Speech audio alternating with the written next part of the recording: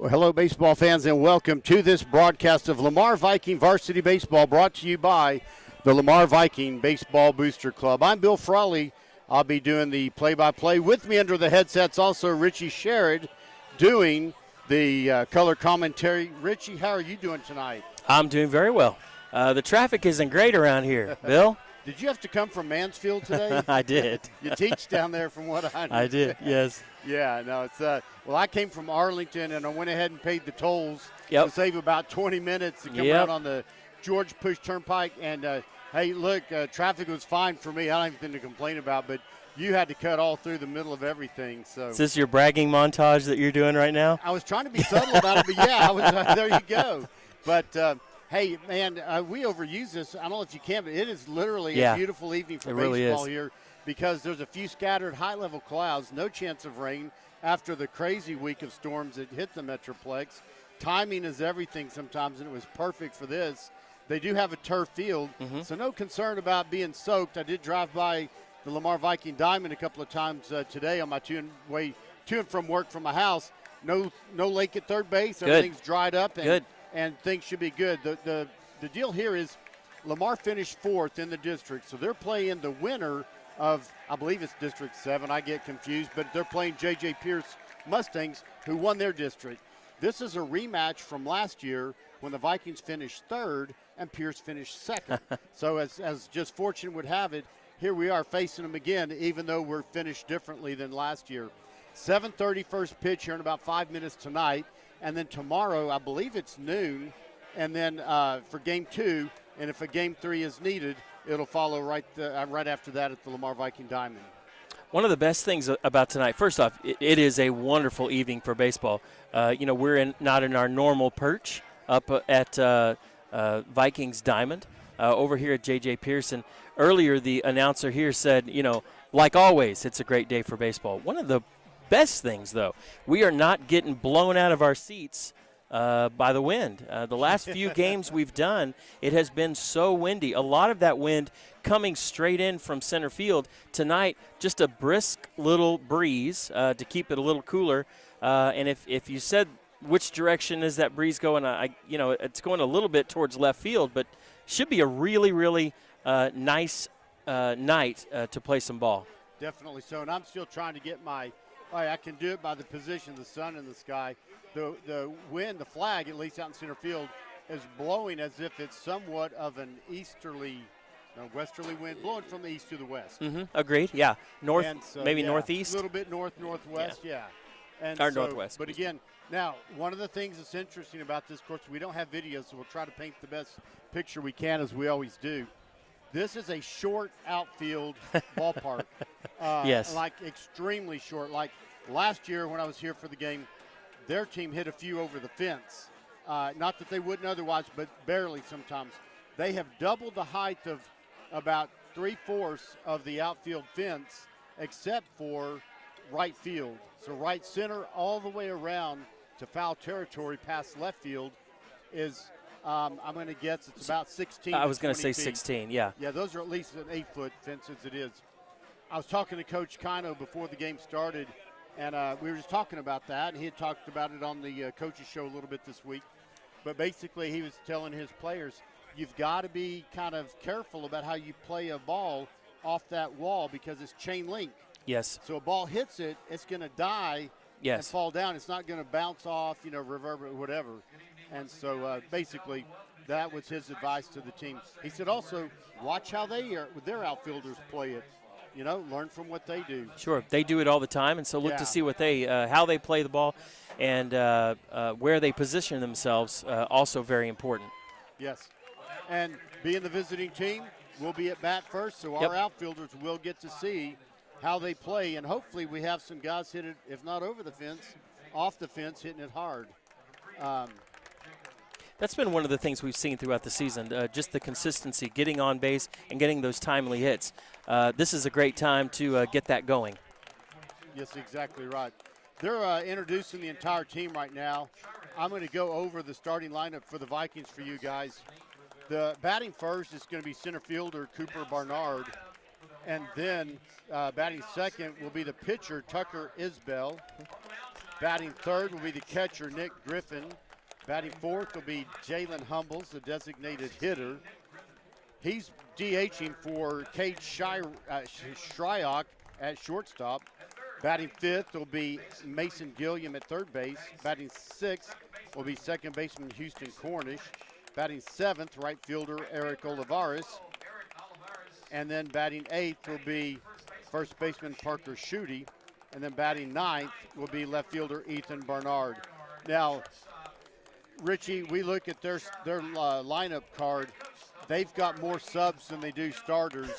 and I know every team does this, and it's the right thing to do. You bring up a certain number of JV players. Lamar did this. We've got about 4 extra players.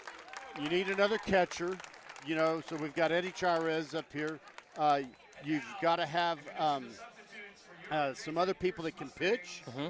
And so, but we've got on our subs list Jacob Holler, Jacob Shehorn, Peyton Browning, Nate Rivera, who's one of the pitchers, along with Peyton Browning, Cooper Schutte. Yes. And then Garrett Saunders, Zach Woods, and Eddie Chirez. Yeah, they've got some a little bit of depth. Maybe not quite the numbers that J.J. Pearce has, the Mustangs, but they do have some guys that can fill roles if needed. Obviously, you're going to have some subs to come in to run. You may have some changes towards the end of the game position-wise, but what it's really going to come down to is those 9 guys that start out on the field. How are they going to play, and are they going to be able to make the plays in the field and make the plays at bat? Definitely so. So they're about to go through the starting lineup for the Pearce Mustangs. I'll go through some of these names. Dean Balo in center field bats first. Batting second, Garrett Schroeder, shortstop. Batting third, Stefan Stahl, right field. Batting fourth, third baseman Chris Karage. Batting fifth, first baseman Ryan Sessions. Batting sixth, DH Marshall Stinnett. Batting seventh, second baseman Luke Mitchell. Batting eighth, catcher Jimmy Ray. Batting ninth, left fielder Tanner Brickett. And their starting pitchers, A.J. Ripley and Richie. They have way too many subs to go through. They do. For people who can't read it as well. I feel like I need to comment. One of the guys that's doing the announcing threw out the first pitch earlier, and they were telling a few things. He's obviously meant a whole lot for the J.J. Pearce baseball team, including he has 10 grandkids. Wow. Who at some point believe that they will come up and play on the amazing. Baseball team. 10, and that's not counting the 2 that have already played for him. So that's quite a tradition. Well, I also want to give some thanks. Sure. To I'll come back after we do the national anthem.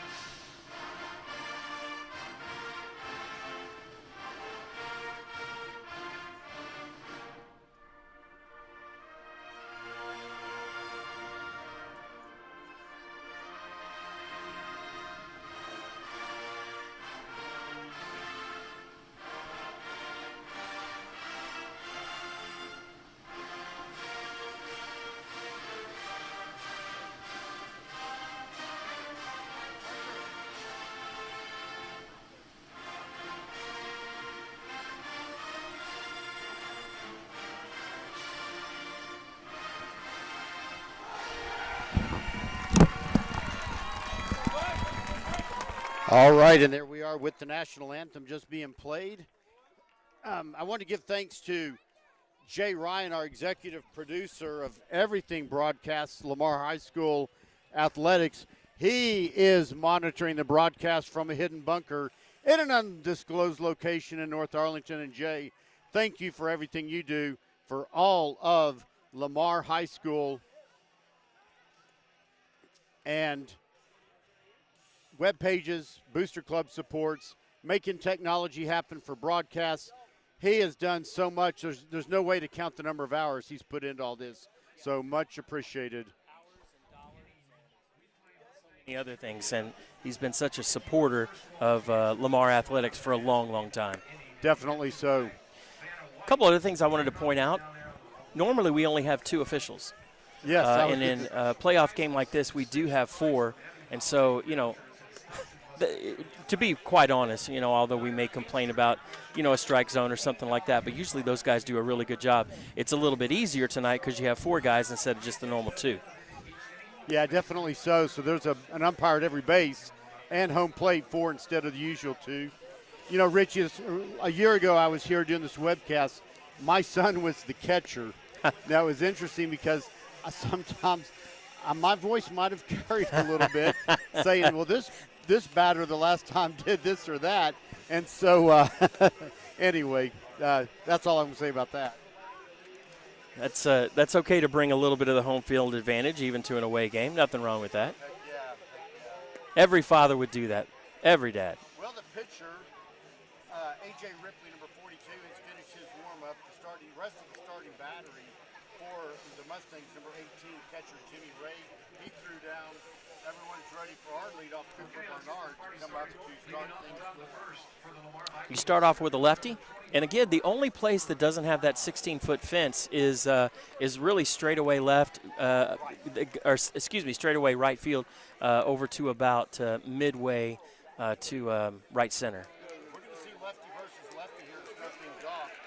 The pitcher, A.J. Ripley, he's ready to fire away, get this playoff game started. And the first pitch to Cooper Barnard, he swings on. It goes between.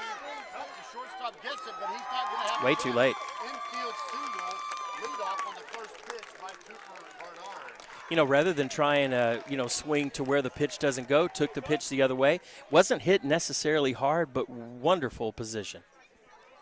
Definitely so. Well, one pitch, one infield single officially. Runner on base for Tucker Isbell, who will be our pitcher tonight. So now we have pitcher versus pitcher. Throws over to first base. They've got him hung up. He's going to go ahead and run. Wow. They caught Cooper Barnard sleeping off of first base. The pitcher, lefty, he's looking right there. Right. And when he threw back, I don't know if Barnard was looking over a coach or what, but he did not have a chance to get back. No. Started running to second, not even really a third one.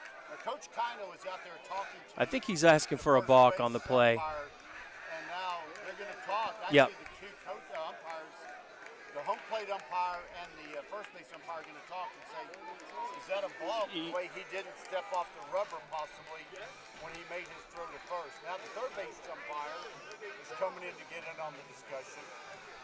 Pitcher was looking at first base, looked back at home, went into the windup. That's that 45-degree rule. If you don't go 45 degrees towards the plate, they're going to say it's going to stand. And they say he is out. No balk on the play. But I admire Coach Kino for saying, hey, this is how I saw it. Let's just make sure that that's the way it is. So Coach Kino does not win the contest with the umpires about the balk. Swing and a miss for Tucker Isbell, our pitcher, on the first pitch. So in case you missed it, Cooper Barnard picked off between first and second just now. A little outside on that last pitch. Yeah, if you're scoring at home, that would be a 1-3-6 put out. Pick, yeah.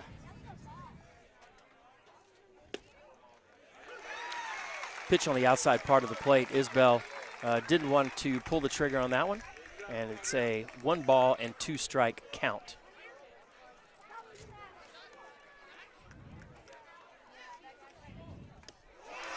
And there's a strikeout for Isbell. So now we have kind of quickly gone from no outs, a runner on first, to 2 outs and no runners. And now Nick Griffin, the catcher, will come up to bat next for the Vikings. Bill, you mentioned earlier, how does Pearce play the outfield? And I'm looking pretty much straight away, fairly deep in all positions. really, yeah, everything's pretty much straight away. You've got the lines if you want to hit those. Outside. First pitch strike there on the outside edge to Nick Griffin. Yeah, and what he also wants to see is how do they play a ball off that tall wall if it gets hit to the upper part, because it's going to hit dead on that chain link fence. That pitch on the lower left-hand corner of the strike zone, a little bit inside edge, and the count quickly goes to no balls and 2 strikes. We are sitting almost directly behind home plate, so we've got a pretty good view. Here comes the yo, and now Nick Griffin strikes out swinging to retire the side. Well, we got 1 hit, but we didn't leave anyone on base, and the score 0-0. We're going to go turn our mics down so we don't get kicked off YouTube for the ambient music. We'll be back.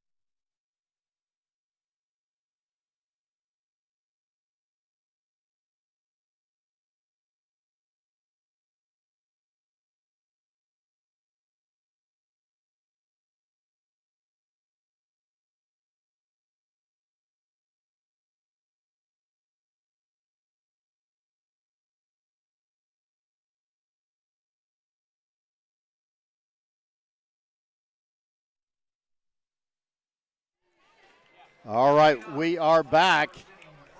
Starting battery for the Vikings on the mound, Tucker Isbell, and behind the plate, Nick Griffin.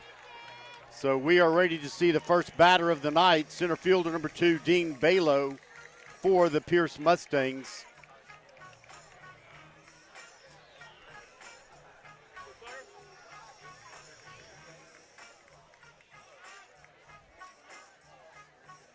Home plate umpire is asking the photographer for the Mustangs to clear the field. And he's telling him get completely outside the fence. Now, Jason, our team photographer, does a great job. He's behind the screen. Jason has provided a lot of great photography over the years for Lamar Viking Athletics. All right, so we are about ready to begin the bottom half of the first inning. First pitch, swung on, fouled straight back to the netting, and Isbell has a first pitch strike. Nice pitch. 2 very different pitchers, different delivery. It's hard from where we are to see the speed and what the changeup and everything, but different delivery.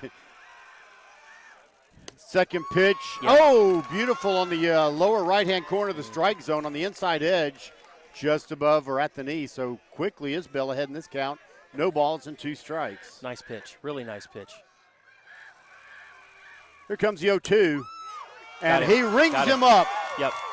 So Isbell begins with a strikeout.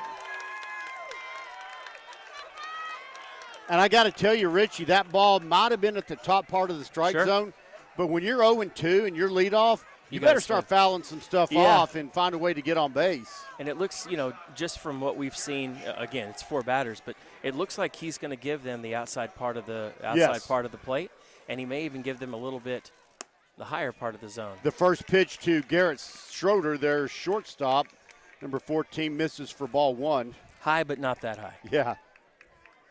And this is a great crowd out here. Lamar packed their side of the stands. Pearce, the home team, has everything packed as well. It's a great environment for baseball. Really the is. Next pitch misses also. Count goes to 2-0. It's just fun to be out here. and a great fun playoff environment. That pitch is way outside, ball 3. So now after a strikeout on, I believe, 3 pitches. Yes. He's down, Isbell is down 3-0 in the count to Schroeder. Here comes the 3-0. Just misses, and he'll walk on 4 pitches.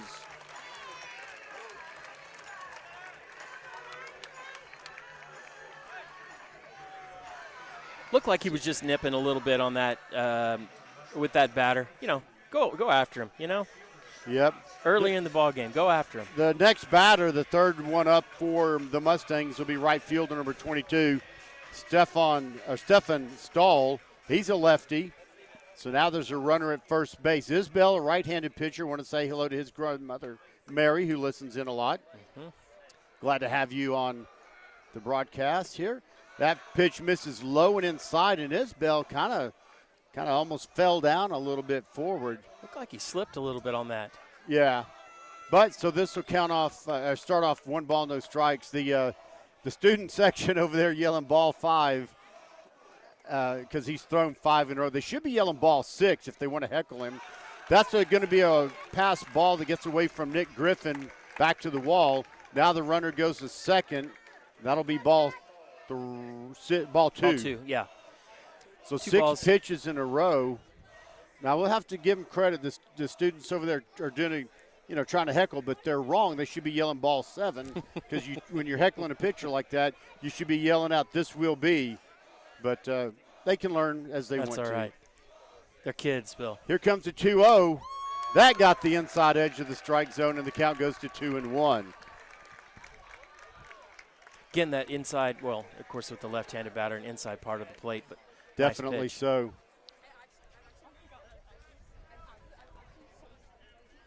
So the count now 2 balls and 1 strike. 1 out, runner at second base.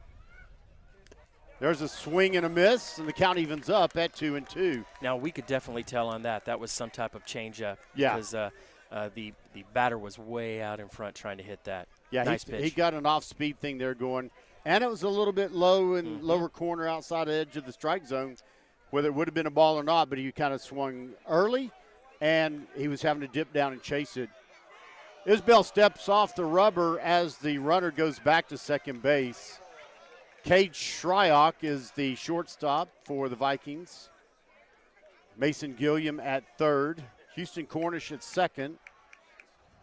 Parker Schutte at first. High fly ball into short left field. Ethan Barnard makes the catch for out number 2. So Tucker Isbell gets out of, a tiny kind of at-bat jam there. So the F7 will retire number 22. Sometimes throwing a few balls, you've got to find your rhythm again. Yes. And he was able to do that, and really a pretty lazy fly ball out to left field. It was, yeah, not even deep. And Tucker Isbell is showing tonight what I've seen him over the years. He's one of our seniors. He does not get rattled too easily. That pitch tailed off at the last second and went outside to the right-handed batter, Chris Karage. He's their cleanup hitter, the third baseman. So ball 1 to him. Runner still at second base now, but 2 outs. So not as concerned about him. Here's the pitch. Line drive. Bouncer to Shryock. He throws across the diamond in time to get out number 3. So the Vikings get out of I don't even know if we should call it a mini jam, but a mini threat, if you will.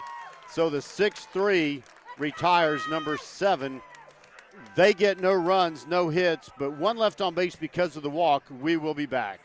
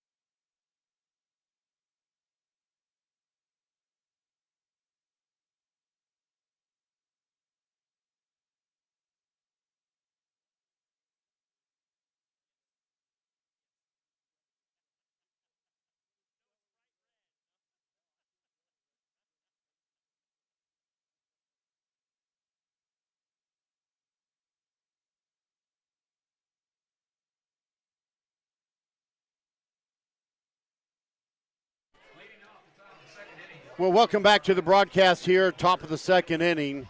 Jalen Humbles, our number 4 hitter, the DH for Cade Shryock, will lead off. He's a left-handed batter. That pitch is on the outside edge for strike 1. Just to kind of clean up last half inning. Boy, what a great job of gaining his control back by Isbell. Yeah, he threw 5 or 6 balls in a row. No strikes on that. Ground ball sharply hit to the first baseman. He'll pick it up and step on first and do that unassisted. So Humbles goes down on the G3 to start the second inning. Mason Gilliam, the third baseman, number 18.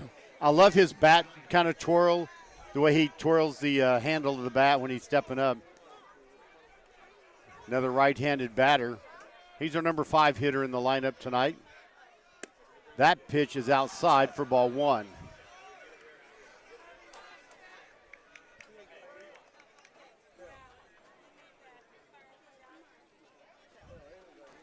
Here comes the 1-0, fouls it straight back over the heads of the catcher and umpire to the net, and that'll even up the count at 1 ball and 1 strike. Pitch was a little bit high. Gilliam went after it, just didn't get enough bat on the ball. Didn't get the meat of the barrel on there. So now here comes the 1-1.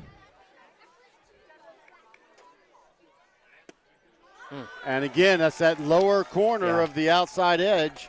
It's that lower right-hand corner if you're picturing one of those boxes they put on TV.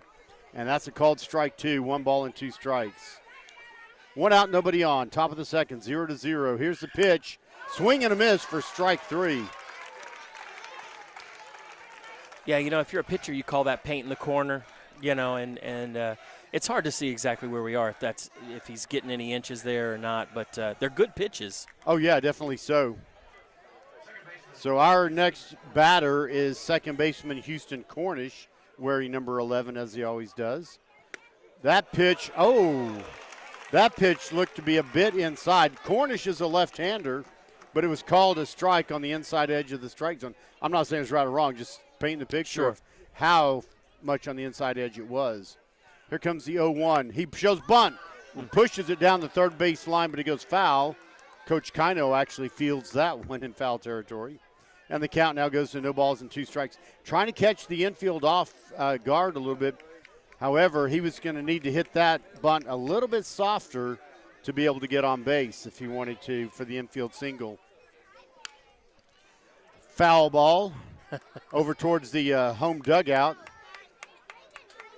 This is a tight field. It is. I mean, they cram this thing in. It's really, I'm not trying to be mean. It's like a Little League field in some ways.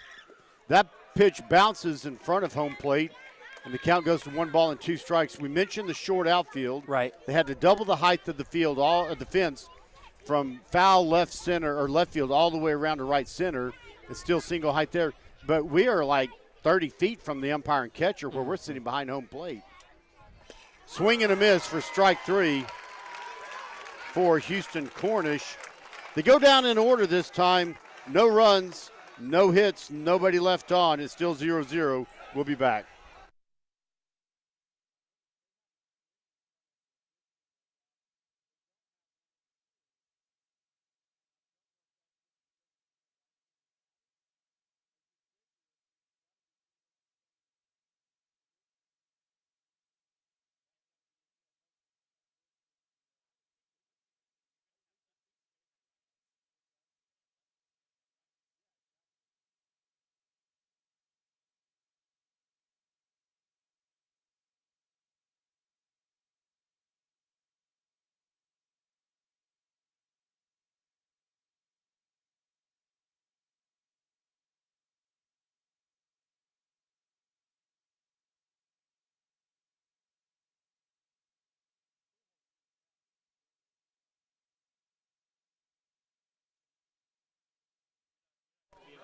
Include anybody from the 90s on. All right, welcome back to the broadcast. Tucker Isbell has finished his second inning warm-up. We're about to go into the bottom of the second inning. There's no score. Each team has had 1 base runner back in the first inning. And we're going to see if the pitching and defense can do well here for the Vikings. First baseman, left-handed Ryan Sessions will lead off for the Mustangs.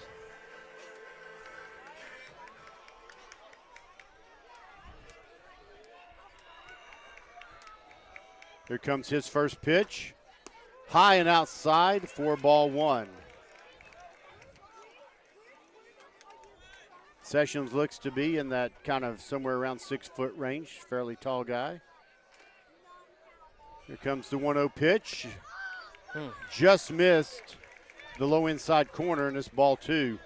It's not far away from where some of those pitchers are being called strikes. No, maybe a little inside, but it looked like it had the right height. Here comes the 2-0 pitch. That got the outside edge for strike one.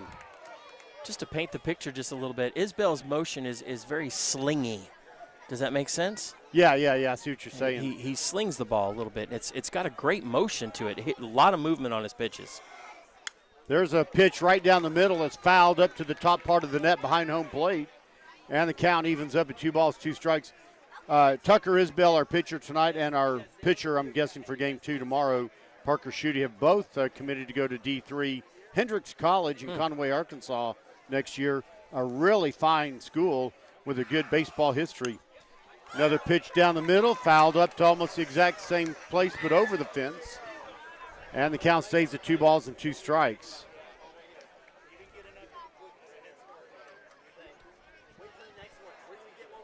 Here comes the 2-2. Line drive to left center, and it's caught by Cooper Barnard in barely left center field.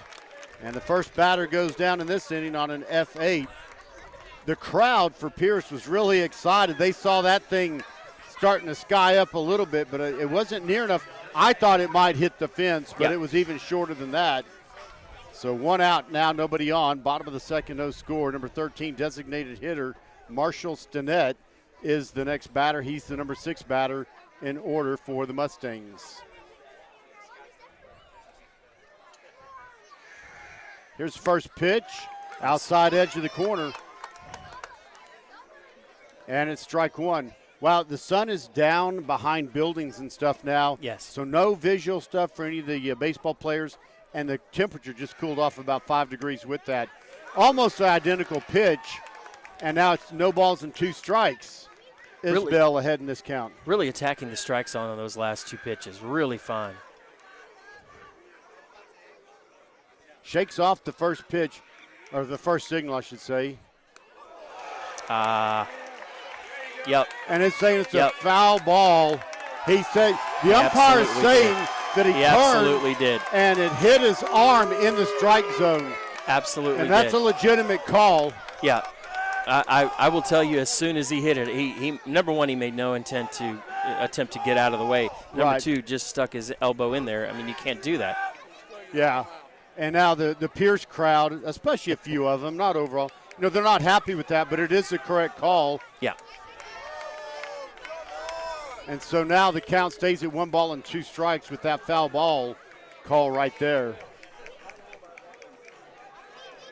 Yeah, you have to make an attempt to get out of the way, and you can't just leave your elbow there. He's got a pad there. Here comes the 1-2 just outside, and the count goes to 2-2. Richie, I can understand you're a little upset. You don't like a call. But this one guy behind is just going on and stuff about the umpire on that call. Let it go. Let's just play the game. Sure. Here comes the 2-2 pitch. Swing and a miss for strike 3. And again, got some kind of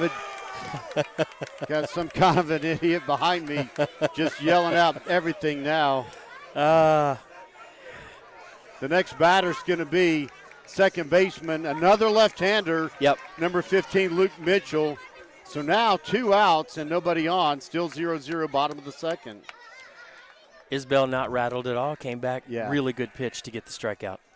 First pitch, swung on and missed. Nice. And again, it's hard to describe on radio, but there is such a good motion to his pitches. Nothing is straight. Yeah. So we're waiting for the 0-1 pitch. Here it comes. High fly ball to right center field. Olivares is out there tracking it down, and he makes the catch for out number 3 on the F9 play to retire number 15, Luke Mitchell. All right, 3 up, 3 down. There's still no score. We'll be back.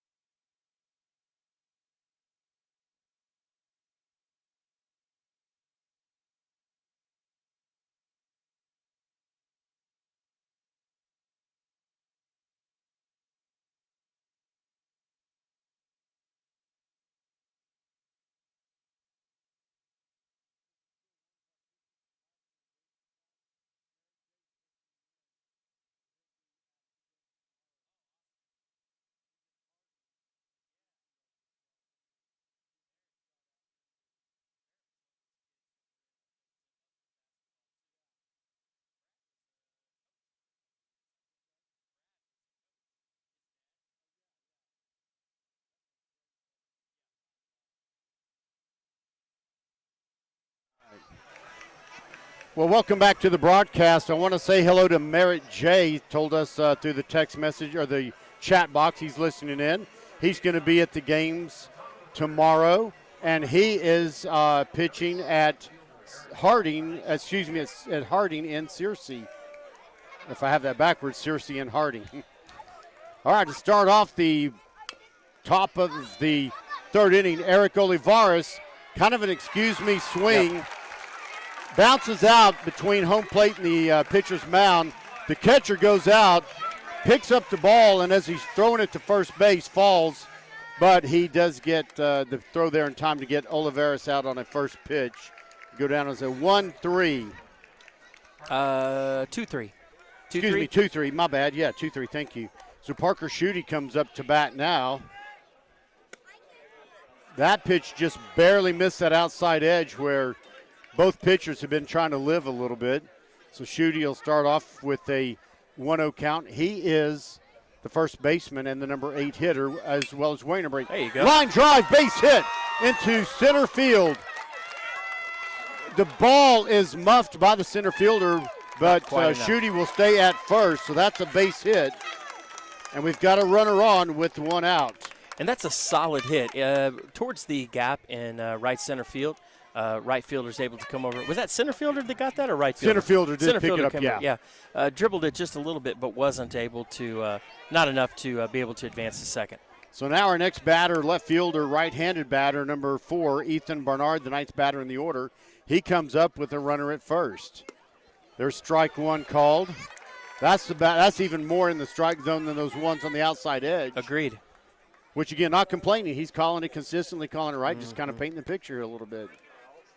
So no balls, 1 strike to Ethan Barnard. His brother, Cooper, is on deck, the leadoff hitter overall. Catcher sat up a little bit outside. Ethan Barnard chases and hits that one foul, and the count goes to no balls and 2 strikes.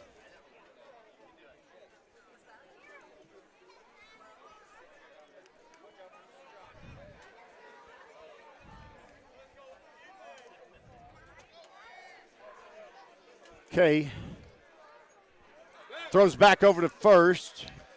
Schutte dives back in plenty of time. Again, we have a left-handed pitcher, A.J. Ripley, for the Mustangs, so he gets to look directly at first base. Harder to get a good lead on a left-handed pitcher from first base. Yeah, and he's got a pretty good pickoff move as we've already seen. As we saw, yeah. All right, here comes the 0-2. Outside edge. The catcher here, to paint the picture a little bit more, on that pitch, he tried to frame it, but he moved the whole glove. And as I've learned from my son David, sometimes you can rotate the glove and make the ball on the edge of the strike zone and get those calls, but moving the glove horizontally doesn't usually help. Foul ball. I flinched on that one a little bit. Foul ball comes back, and the count stays at 1 ball and 2 strikes. Trying to look to see what kind of lead Parker's trying to get over at first base. Doesn't look like a whole lot. Coach may be saying, look, let's get a couple guys on, and then we can worry more about. Yeah, he's got about lead. a 2.5 step lead. There's a foul ball that goes straight up in the air, and that's going to go just beyond the visiting stands. And there's about 30 kids. You'd think they got a free snow cone or something for that, but maybe. Maybe. They got first inning trivia and second inning trivia, and maybe there are prizes for foul balls. It doesn't appear, though. Someone just got a ticket for it. Oh, maybe they did get okay. They handed someone, they do give them a little bit of a ticket for a drink or something. That's awesome. All right, count stays at 1-2. There's a pitch. Mm-hmm. That's foul. Now, there's a net in front of the visitors' dugout that's about 16 or at least, 16, 12 feet high. And that hit just the top of that net in front of the Viking visitors' dugout on the first base line. Count stays at 1 ball and 2 strikes. Ethan stayed alive on a couple pitches, and he may be sizing up something right here. Let's get a nice wrap to left field. That's about 5 pitches to him. Swing and a miss for strike 3, though, there. And now there's 2 outs with the runner at first. Now, Cooper Barnard, Ethan's brother, comes up. Ethan, the senior, Cooper, the sophomore, comes up. He's our leadoff hitter. He got a single deep to the shortstop, beat out the throw back in the first inning. Then he got picked off. Runner goes. A throw down to second, not in time. Stolen base there. It was a nice throw down by the catcher, but Parker Schutte had just enough of a jump and slid and got in there before the tag could be applied. Now the catcher goes out to talk to the pitcher. The pitch was a strike. Yes. So the count, no balls and 1 strike. Catcher Jimmy Ray went out to talk to A.J. Ripley, the pitcher, for just a moment. Good jump by Schutte on that. And the only question was going to be, was he going to be able to get that foot down in time before the throw was there, and he beat the throw. So no balls, 1 strike. Now runner on second with 2 outs, the runner in scoring position. Can Schutte make something happen here? Excuse me, Schutte running, but Cooper Barnard. Right. That pitch misses, 1 ball and 1 strike. If he can hit something, not a fly ball for an out, but, out of the infield. He has left center field if he wants. There's a good chance we could score. Bouncing foul ball back over to the on-deck circle where the Viking player Tucker Isbell is waiting to bat next. And the count goes to 1 ball and 2 strikes. Right fielder's playing a little closer to the line. He's got a little bit of right center if he wants it. Center fielder's just a little bit over to left. So there is a good gap in right center for the left-handed batter. Cooper Barnard, good picture there, good point there, Richie. Here's the 1-2. Bouncing ball straight to the first baseman who will pick it up and step on first base. So once again, like in the first inning, we get a hit, but leave him, this time leave him stranded. The other one got picked. It's still 0-0. We'll be back for the bottom of the 3rd.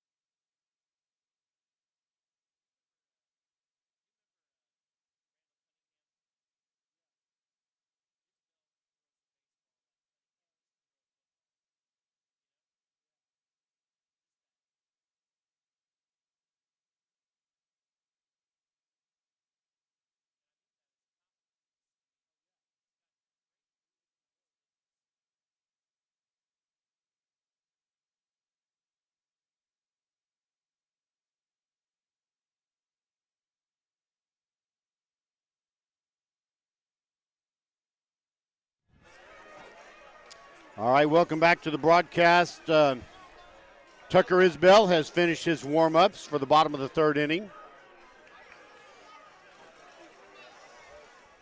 Only one batter has reached first base for the Mustangs so far in the first 2 innings. That was via walk. The catcher, right-handed batter, number 18, Jimmy Ray, will lead off for the Mustangs. No score. Man, this is a beautiful, comfortable evening for baseball. It really is. First pitch misses outside for ball one. He's aiming for that same corner edge, but just too far outside that time to get the call.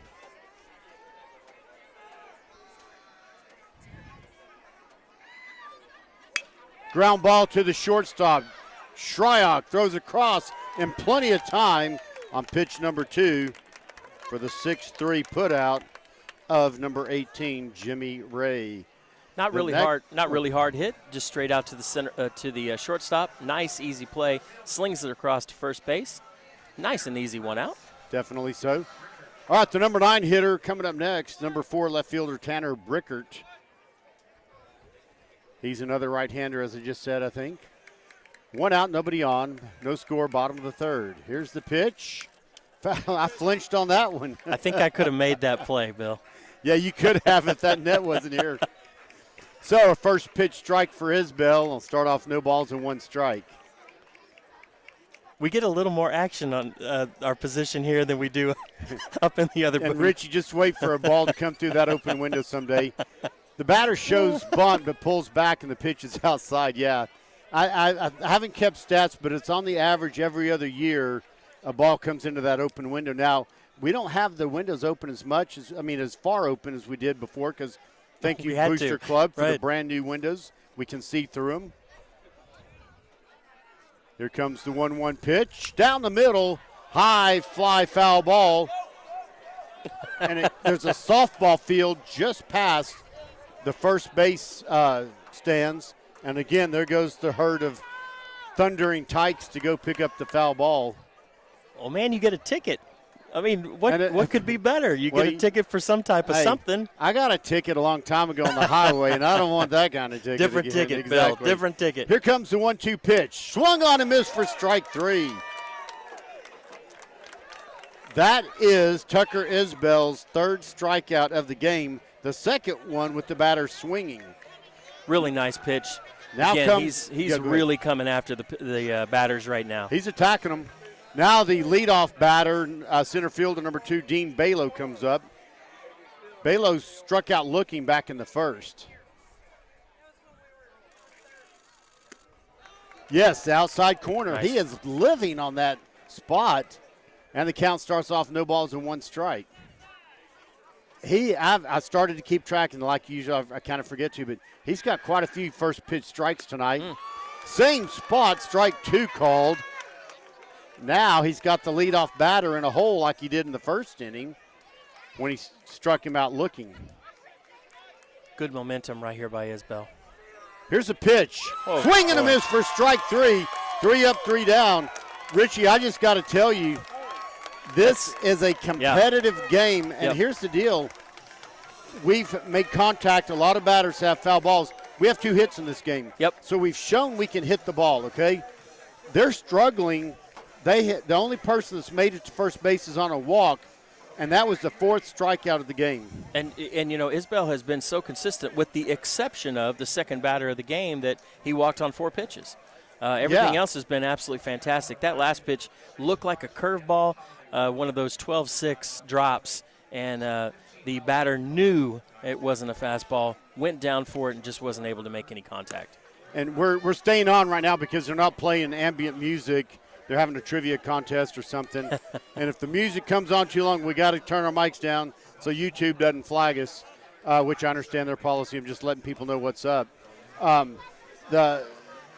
So we're going to turn it down now. We'll be back.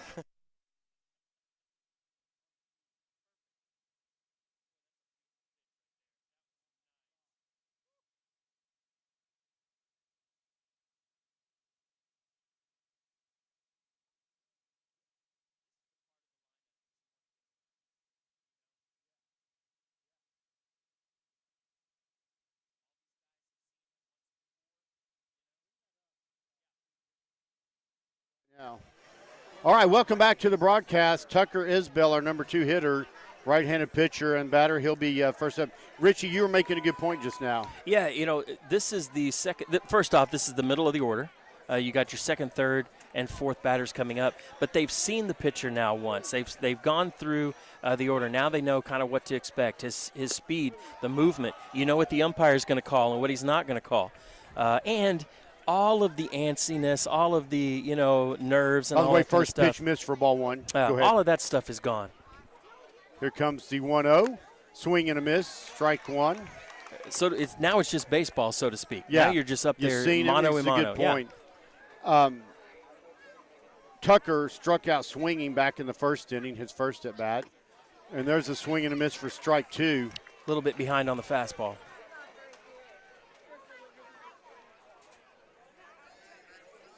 So the count goes to 1-2.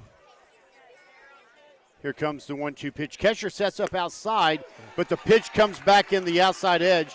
Nice delivery there. Nice setup by the pitcher and the catcher. And he struck out looking. He didn't swing, did he? No. I was watching the catcher. I was kind of enthralled.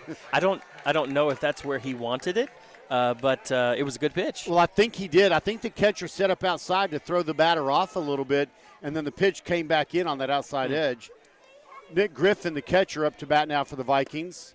There's that lower inside corner of the strike zone for strike 1 on Griffin. Griffin also struck out swinging his first at bat back in the first inning.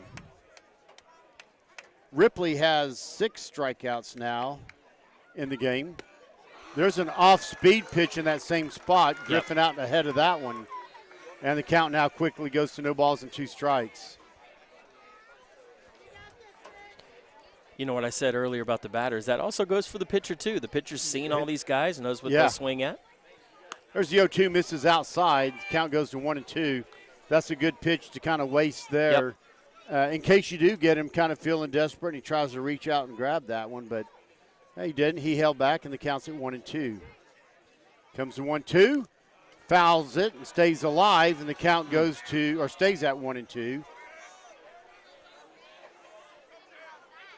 That pitch got a little bit of the catcher, Ray. Oh, boy. Oh, and in fact, the catcher is down. I wonder if that got just right on the top of his foot, or he's in quite a bit of pain. He's sitting.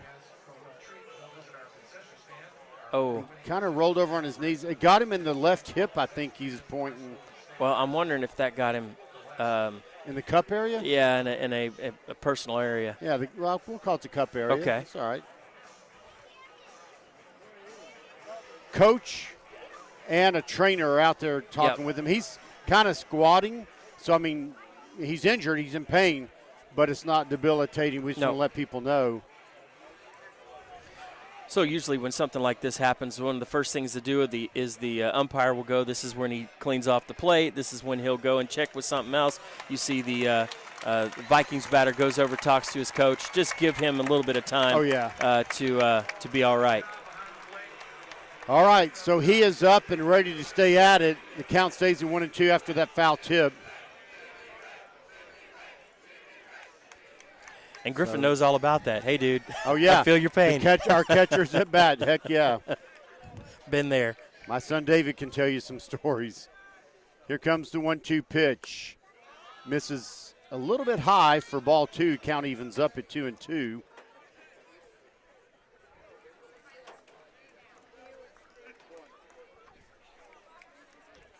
Here comes the 2-2. Fouls it back just over the shoulder of the umpire. Pitch was the right shoulder. Pitch was a little bit inside, just was barely able to make some contact, but stays alive, 2-2. Yep.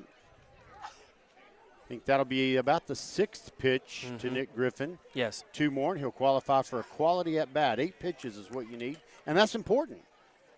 High fly ball that's going to go foul. That's number 7, pitch number 7. So this next pitch will be an 8th pitch. So have a quality at bat. And Richie, the reason that's important, there are 2 things. One, it gets into the pitcher's pitch count. Number 2, it gives you confidence. I'm making contact. I'm battling also. That pitch, wow. That seemed to be outside. It might have tailed back in, but that is a called strike 3. Looked a little bit high, looked a little bit outside, but doesn't matter what we see. It matters what the umpire sees. Now our left-handed DH, Jalen Humbles, comes up to the plate. He's batting cleanup. Swing and a miss on his first pitch. Nobody on, 2 outs in the top of the 4th inning. The game moving at a pretty fairly quick pace. We're already in the top of the 4th, 40 minutes or less than 40 into this game. There's a called strike, and now Humbles facing an 0-2 count. Choke up. What they always say, choke up. Choke up. Yeah, step forward just a little bit. Swing at anything close. Catcher sets up way outside. Humble swings at something high. And the big deal here, A.J. Ripley strikes out the side. So 3 up, 3 down again. And we'll be back.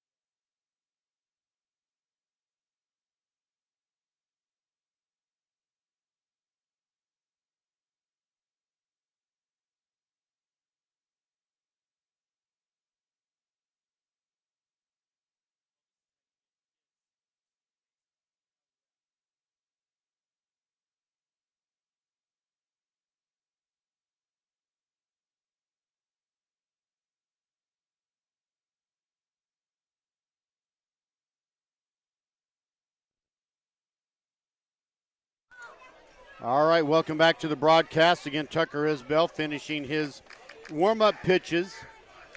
About to go into the bottom of the 4th inning. Richie, you and I were just talking off mic here, middle of the inning. What a great atmosphere this is over here at Pearce High School. Crowd is here in numbers. Little kids running around having fun. People enjoying a beautiful evening. This is what baseball is all about. Totally agree.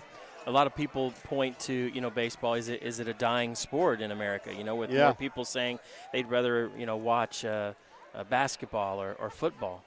But still alive and well at the high school level. Garrett Schroeder, the number 2 batter overall, leads off. That first pitch misses outside. He flew out to the left fielder, Ethan Barnard, back in the 1st inning. They've got their number 2 hitter leading off. We had our number 2 leading off. Very evenly paced game. Bouncing ball to Gilliam at third. Throws across. Schutte reaches and catches it for out number 1. Nice 5-3 put out. Again, not a very hard hit ball. Just a bouncer over to the third baseman, Gilliam. Comes in, makes the play, throws it across. Fantastic. Definitely a nice play. And, of course, you always want to have a fairly tall guy at first base if you can. And Schutte, no exception to that. Had to reach a little bit, but a good throw, and there you go. All right, the number 3 hitter, Stefan Stahl, right fielder, comes up. He's a left-handed batter. First pitch to him is outside and high for ball 1. Stahl, excuse me, I kind of messed up a minute ago. Stahl is the one that flew out to left field back in the 1st. The previous batter, number 14, Schroeder, he got on with a walk. Nice. Oh, my gosh. Line drive to Parker Schutte. Dives out almost like I hope it catch it. That looked like it was going to go through for a base hit, but he catches it on the fly just above the ground for the L3.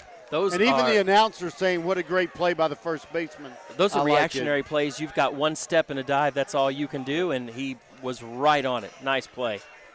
The next batter is Chris Karage, the cleanup hitter, right-handed third baseman. He grounded out to the shortstop.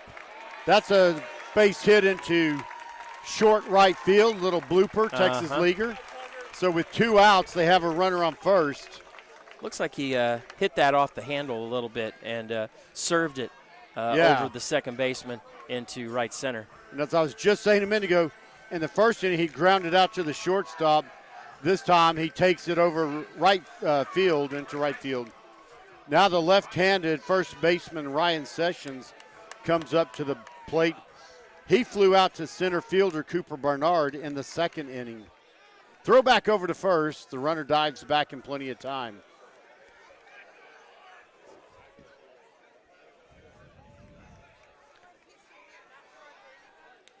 Their first hit of the ball game. Yes, it was. There goes the no-hitter. Another throw back to first. Dives back in time. Isbell ready to pitch to the batter, I believe. Here it comes. Misses low. The runner kind of looked like he was going to go, then stop. You know, Nick Griffin threw on instinct, I believe, even though the runner wasn't going. That was a nice throw, and it's almost maybe in a way to say, hey, dude, look what I can do. Yeah. You might want to be careful about testing my arm. So 1 ball and no strikes. 1 on, 2 outs, bottom 4th. Line drive out to left field. Ethan Barnard only had to take 2 steps to the left to catch it for out number 3. They get 1 hit, leave him stranded. It's still 0-0. And we'll stay on as long as the music cooperates. Perfectly positioned. You know, we don't talk a whole lot about position. I try to mention it every once in a while, Bill, but guys are playing pretty much straight away in the outfield. Just probably 2 steps inside on the dirt, on the infield, once again, straight away. But played perfectly. Nice hit, just right at the left fielder. Yeah, good point there, Richie. And you know, only once have we seen a big gap in right center. Maybe the previous inning for the Vikings, previous to this one, where the right fielder was shaded more towards the baseline. Yes. And the left fielder was just over toward left center a little bit. All right, we're going to turn our mics down while they play music, and we'll be back.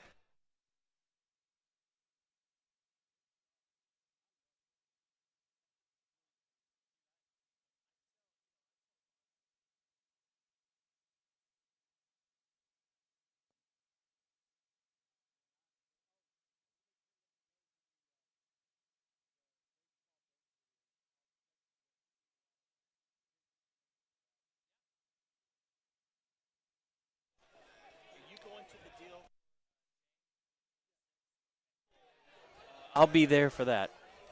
All right, welcome back to the broadcast. Third baseman Mason Gilliam coming up to the plate. Bill, we're in the 5th inning. I know, and we haven't we've even only been played doing an this hour. about 15 minutes. That seems like it. Gilliam struck out swinging back at the second inning. First pitch is low for ball 1. I got to tell you, Gilliam, when he gets a hold of one, he's not really a, quote, a home run hitter, but he can knock it where they ain't sometimes, and he might test this fence. Foul ball, it goes high up to the top of the net in front of us. As you know, we were just talking about positioning, and you know, of course, these coaches know how these guys hit and things like that, but boy, Gilliam's got a lot. If he can hit it down the line, he's got a double pretty easy, I would say. And a quick, long-legged runner, too. Count goes to 1 ball and 1 strike. Gilliam called time to readjust. Oh, he's got a necklace on. Excuse me. You know, Rich, I said this before and stuff. These guys have been playing for 15 years. Yeah. How do you not remember you've got – I'm not trying to be mean, but how do you not remember you've got the necklace on? Well, unless you're just trying to see if you can get away with it. Bill, you got to be cool 24/7. There you go. Sometimes.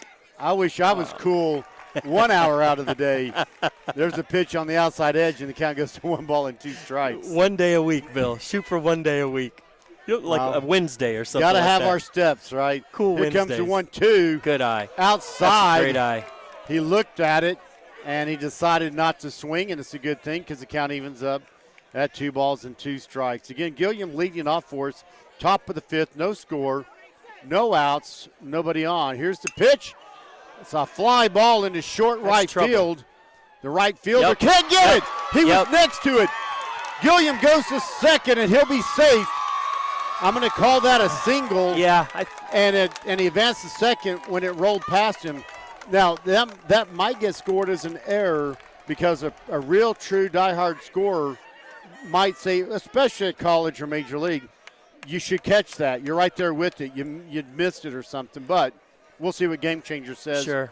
But for now, I'm going to say it's a single. Ball wasn't hit on the line. It's fairly lazy foul ball, but it was right in between the second baseman and the right fielder. That is a tough play to make. And there's Gilliam speeding heads up because he went to second on that, and that ball was not way out there. No. All really right. only rolled a few feet away from him. Here comes Houston Cornish. He looks at the first pitch low. It bounced. The catcher keeps it in front of him, so Gilliam stays at second. Now time is called. Kind of wants to talk to Cornish just for a minute. In a game like this, I wonder, and I don't know how great a bunter Cornish might be, but if you can bunt it towards third base and make that third baseman, you've got a runner on third base with only one out, 2 batters to try and get that guy home. Yeah, as long as it's far enough to where the catcher can't pick it up and either check the runner or throw it at third, but yeah.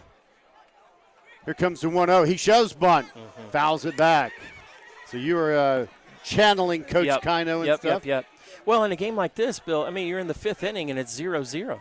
And you're, the team that you're playing, and by the way, they did give Pearce an error on that. Okay, so we'll call that an E9. Yeah, interesting. Well, and I understand why they did it. Sure. Because he came in. It was right next to him. He should have caught it. The catcher is set up way outside for the left-hander Cornish. He shows bunt, pulls back. Runner goes back to second as the catcher shows I might throw. So the count goes to 2 balls and 1 strike for Houston Cornish, our second baseman, left-handed batter. Now we see how focused the pitcher's going to be here. Is Ripley going to be able to get past him knowing that he's trying to bunt? Here comes the 2-1 pitch, shows bunt, pulls back. Back again. And it's another ball, so the count goes to 3-1. Now, all right, Richie, with a 3-1 count, I might not show bunt on this one. I may do the exact same thing. Okay. Let's see. I think I do the exact same thing, and Houston's done a really good job of pulling that bat back. He has. He shows bunt, pulls back, pitches outside, and he walks. Yeah. All right, now, Richie, maybe this was part of your thought process, but maybe that jacks with the pitcher a little bit because what do I do here? So now we have runners at first and second. And by the way, I don't change here at all. Coach is coming out to talk to the pitcher, I think probably just to settle him down, say, hey, listen, focus on the batter. And I think if I'm Kino right now, I'm saying the same exact thing. If you can bunt that ball down the third base line, now you got 2 runners in scoring position. And no force. If it happens right. Olivares, he was a linebacker on the football team. You and I did some football games together. Yes. I called him the headhunter. He is a great linebacker, and he's a great baseball player, right fielder. He is the number 7 batter. The coach is out there for a while. Now the home plate umpire goes out, break up the conversation. But, Richie, this is a great spot for the Vikings. If we can take advantage of this, no outs, 2 runners on. Now, I don't know that I've seen Olivares bunt a whole lot.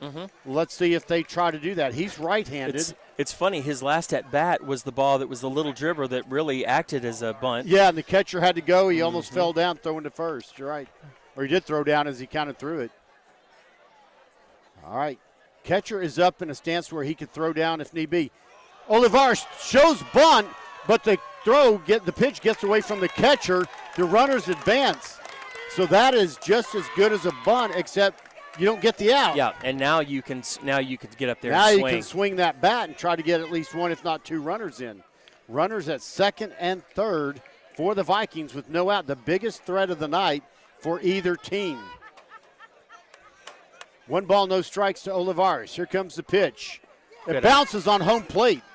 Boy, he was cocked and ready because that pitch was coming pretty much straight. And obviously it was in the strike zone until it fell and hit home plate. So over the middle, but he wasn't tipped, and the count now goes to 2 balls and no strikes. Pitch right before was well in front of the plate. I would say wild pitch. As much as you'd like the catcher to make that play, really tough play. Was able to keep the last one in front. Ground ball to the shortstop. Barely misses the runner. 1 run scores. No, he was out, right? He's out. Okay. Really he close. Almost beat that out. Really, really close at first. So but you do exactly what you need to do. Great play by Olivares. And scoring is number 18, Mason Gilliam for the Vikings, who draw first blood And now coming up, Parker Schutte, the first baseman, number 8 in 8th in the order. One out and a runner on third. So a deep fly out will score another run here. Here's the pitch. He swung. He tried to pull back, but he went around on that one. That pitch. Same ball. No, he said strike. Did he? Yeah. Okay. He said he went and he did. Got it. They're saying the they've got ball bounced on the outfield scoreboard. Oh, okay. But he is saying it is definitely a strike. Yeah. So it is no balls and 1 strike. They'll get that corrected. We understand how that goes. Yeah. Been there, done that. So the 0-1 pitch. Outside. Oh, no, low. I guess it was over the plate, but low. And the count evens up now at 1-1. Parker Schutte, I'm going to guess our Saturday noon pitcher, usually our second pitcher, tomorrow. So 1 ball, 1 strike. Runner at third. Here's the pitch. That's over that outside edge, strike 2. Now Parker has the 2-strike approach coming. 1 ball and 2 strikes. 1 ball and 2 strikes.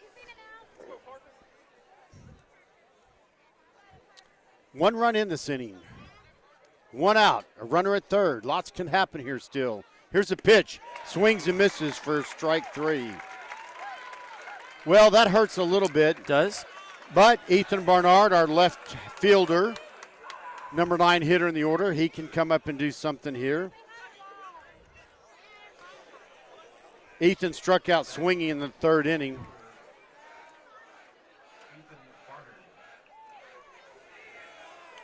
I'd love to see him get one of these first couple pitches and just line it down the left field line. Here's the pitch. That he shows, he starts to swing, pulls back. That pitch was low, and that bounced either on the edge, the back end, or right behind home plate. And it's ball 1, 1 ball and no strikes to Ethan Barnard, a senior. Don't know what kind of bunter Ethan is, but if you want to try and finagle a run here, your first baseman's so far back. There goes a deep foul ball way over to the softball field behind the first base stands. Boy, the kids are going to need a car to go get that one. And there goes 5 of them at least. Imagine the melee going on for that ball over there. And the count evens up at 1 ball and 1 strike. Here's the 1-1. Right, I was about to the same place, but low where it hits the net, and no kid's going to get a chance at that one. He's on this pitcher right now. He's just got to get that bat around just a little quicker. Yep. Yeah, swinging a little bit late as the right-hander, putting it over off the first base line. Watch the off-speed right here. 2-strike approach here. Here comes the pitch. Man, that's 3. Yep. I mean, different heights, but that same exact He's on it. He's location. on it. So it stays at 1-2. That's the 5th pitch to him, I believe. Left field is so far Another over. 1-2 pitch. Holds back, and the count evens up with the ball, I almost want to say in the dirt, in the turf, and the count evens at 2 balls, 2 strikes. We have our runner at third. Jimmy Ray, the catcher, made a really nice play because there's not a lot of room here, Bill. I don't know if you can score on that play unless it just goes way far to the way side. out, Houston Cornish, our runner at third. Swing and a miss.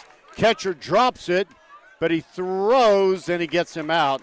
But the Vikings draw first blood.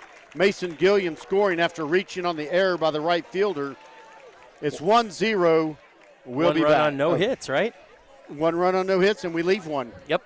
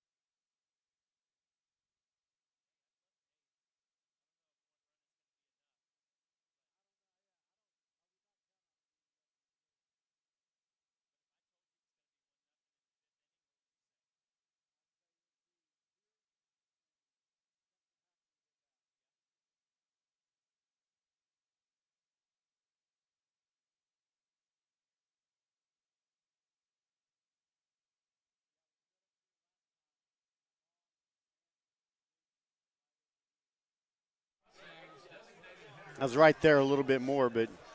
So you do not have the fan club you used to have? No, my son doesn't play here anymore. I was just talking to Richie. Oh, so they weren't here for you.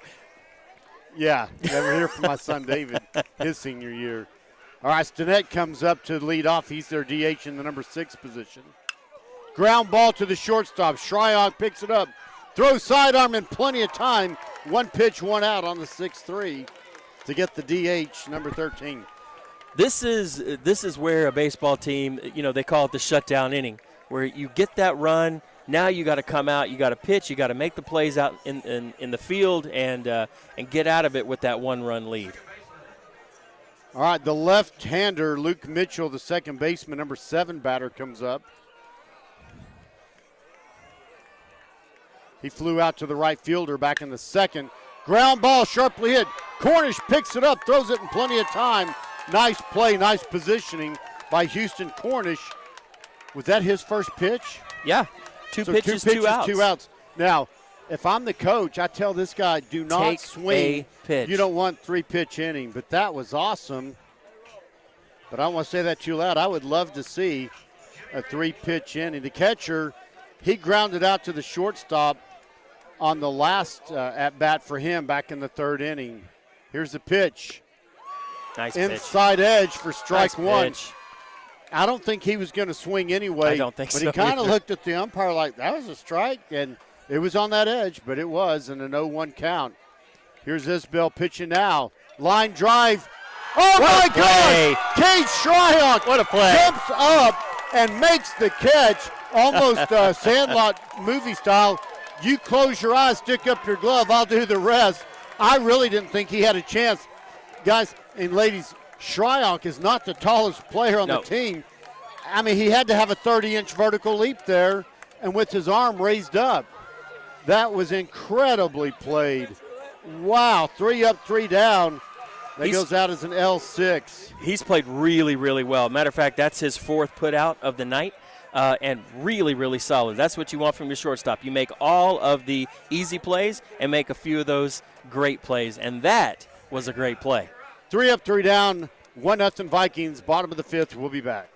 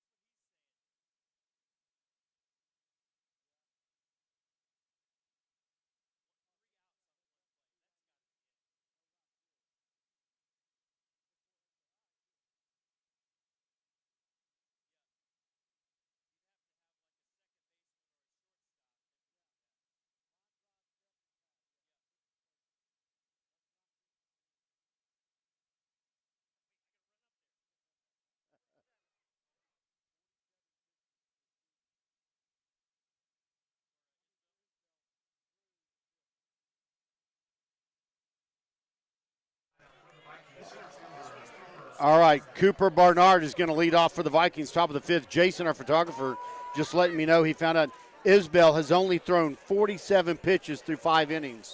That's First fantastic. pitch to Cooper Barnard, swings and misses, strike 1. And that is amazing. If you take the second batter of the game out of that, he's been fantastic. Really, really good. That pitch just misses for ball 1. You can use this if you need it. You're not bothering me at all. Yeah. 1 ball, 1 strike. Cooper Barnard, his 3rd appearance tonight. Line drive out to right field, and it's caught by the right fielder. He had to make about 3 steps to get it. Routine play and out number 1. Put pretty good metal on the ball there. Not a bad he got hit. Good contact with it. Just really nicely placed. I should say the fielder was placed in the right spot. Tucker Isbell comes up to be the second batter of the inning. Struck out swinging in the first, struck out looking in the fourth. And ball one is that pitch.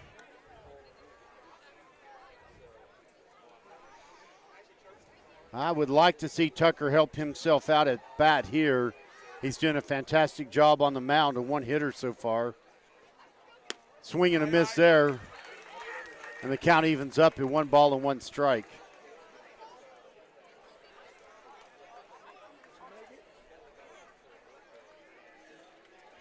We're just a little over an hour into this game, and we're in the top of the 6th inning. Foul ball there. Goes up and over, and the kids are going to run off to catch that or find that ball and bring it in. And the count goes to 1 strikes. Again, we are in the top of the 6th inning. The Vikings lead 1-0. There's one out, nobody on. Here comes the 1-2. Foul ball right above my head into the net. I didn't flinch as much on that one. I'll say as much. I kind of looked up, I think, more than flinched.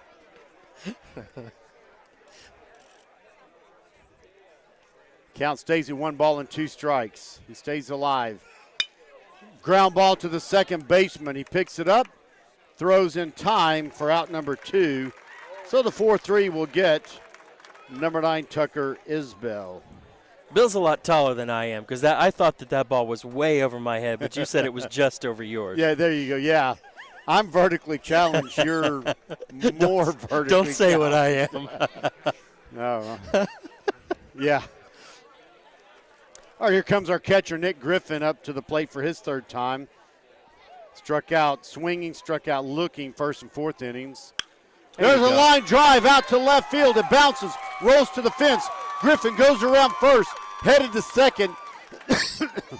There's a cutoff and a throw, but he slid and is standing up by the time the ball gets there. So a 2-out double for Nick Griffin. That's what we need to get a 2-out rally going here. That by far was, I would say, the hardest hit ball. Yes. And, you know, I mentioned this the last inning. Their left fielder is way off the line. And with a right-handed batter, I thought he may come over towards the line just a little bit. Didn't. And matter of fact, he's still playing. Gracious, he's 60 yards off the line. Yeah. And Nate Rivera will come run for the catcher, so he'll be our runner at second base. Yeah, powerful hit and down that third base line. So here comes our left-handed hitter, Jalen Humbles. He needs to get on the bat here. 2 outs, runner at second. Here's the pitch. Outside for ball 1. Humbles grounded out to the first baseman in the 2nd inning. Grounded out to the pitcher, to the first baseman. No, my bad. Grounded out to the first baseman in the 2nd inning. Scored our only run. I don't know. No, I'm not. I'm so messed up. No, he struck out in the 4th. Yes, thank you. I'm getting numbers. And I haven't been to happy hour, I promise. It's been a long week. Baseball is our happy hour. Yeah, it is. Bill. I spent most of the week in Houston, and I don't even know if that's an excuse. But catcher sets up outside, swing and the miss. The count goes to 1 strikes. So we need to see Humbles hit the ball with 2 outs and a runner at second. Let's don't hit into an out. Let's see if we can't score that guy. Add to this 1-0 lead. Catcher sets up outside. Pitch hits the plate. Catcher keeps it in front of him. The count goes to 2 strikes. The catcher is coming into that raised squatting stance to be ready to throw down either to third or back to second. Now he's on one knee. Outside set up, pitches outside. Count goes full. And that ball bounced out of his glove but stayed out in front. So Nate Rivera, our runner at second, has no chance of big moving pitch to right third. here. Let's make this a big pitch. Yep, here comes a payoff pitch. Nice. That's a walk for Jalen Humbles. Now we have runners at first and second with 2 outs. All right, Mason Gilliam comes up to the plate. He scored our run Yes. after reaching on an error back in the 5th inning. Before that, he struck out swinging in the second. He was really the one that got it all started, and I'd love to see him get some things finished right here. His walk-up song is Gasolina, and we'd like to see him put some gasolina on the ball here. Throw back to second. It bounces in front. Shortstop picks it up, but Nate Rivera back in plenty of time. Ball bounced before he went to the shortstop to field it. Yeah. Those are challenging plays right there. If that had gone into center field, right. Rivera would be at third. The first pitch to Gilliam. He swings and misses. Strike one. Boy, and again, there is so much space down the third base line. And I hope that Gilliam right here can realize, man, I don't have to hit a home run. I just need to get a base hit. Yep. Don't overpower it. You're exactly right. Runners at first and second. No balls, one strike. 2 outs. Here's a pitch outside. He reaches out, gets a piece of it, but it goes way foul, out of play, out of the field of play even. And so the count now, no balls and 2 strikes. So Mason Gilliam has a chance here to keep a 2-out rally going. Everything on base has happened with 2 outs. Protect the plate. Shorten that swing up just a little bit, young man. Here comes the 0-2. Wow, just missed. Richie, I mean, it could have been more than, and I'm putting my hands about 3 inches apart. Yeah. It might have been 1 inch outside. I thought it was a strike at first. You know, you mentioned this earlier. When you frame those pitches, if you turn your glove, you're okay. If you move your glove, it, you can throw it off. And the umpire knows that. Oh, yeah. Here comes the 1-2 pitch. Outside, bounces, catcher keeps it in front of him. Gilliam really wanted time on that play, and the umpire didn't give it to him. And the count now evens up at 2 balls and 2 strikes. Man, this would just be awesome if Gilliam could get a hold of one here. Get on base, at least load them up, if not score one. Well, with 2 outs, those guys are going to be He's running. calling time, and he gets it this time. Go ahead, I'm sorry. Yeah, with 2 outs, both of your runners are going, with reckless abandon, if you will. And so you could on a long single, you might even get your runner from first home. The 2-2 reaches out, grabs it, foul. Just over to the front, this side of the Viking on deck circle. Gilliam stays alive.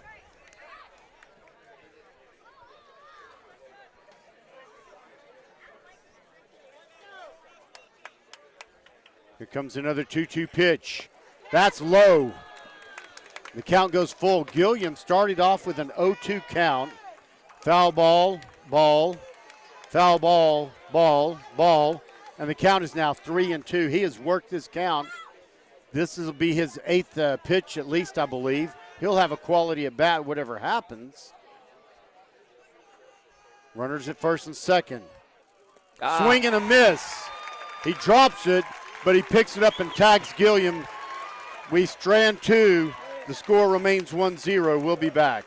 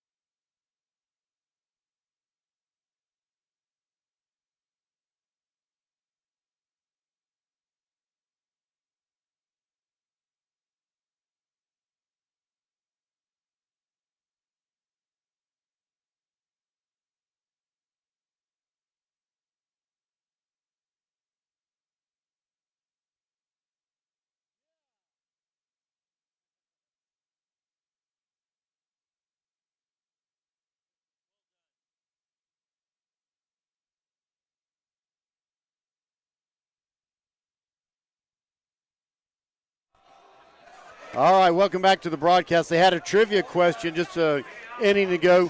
What is the rarest feat in baseball? It's the unassisted triple play. Houston Cornish's granddad and I both had that correct. All right. Leading off is the number 9 hitter, left fielder, right-handed batter, Tanner Brickert. Struck out swinging in the third. This is only his second plate appearance tonight. First pitch is way outside. It looked like he was showing bunt. Pulled it back, and the pitch way outside for ball 1. So Tucker Isbell, 47 pitches through the 5th inning. So I'm going to try to keep count here. There's 48. That's masterful. That's really, really good. Shows bunt. Pitch misses outside again. Count goes to 2-0. First baseman and third baseman both coming in on the infield grass, thinking that if he does get something to bunt, he may try. The 2-0.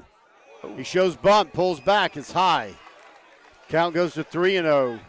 In danger of walking the leadoff hitter, who is also the number 9.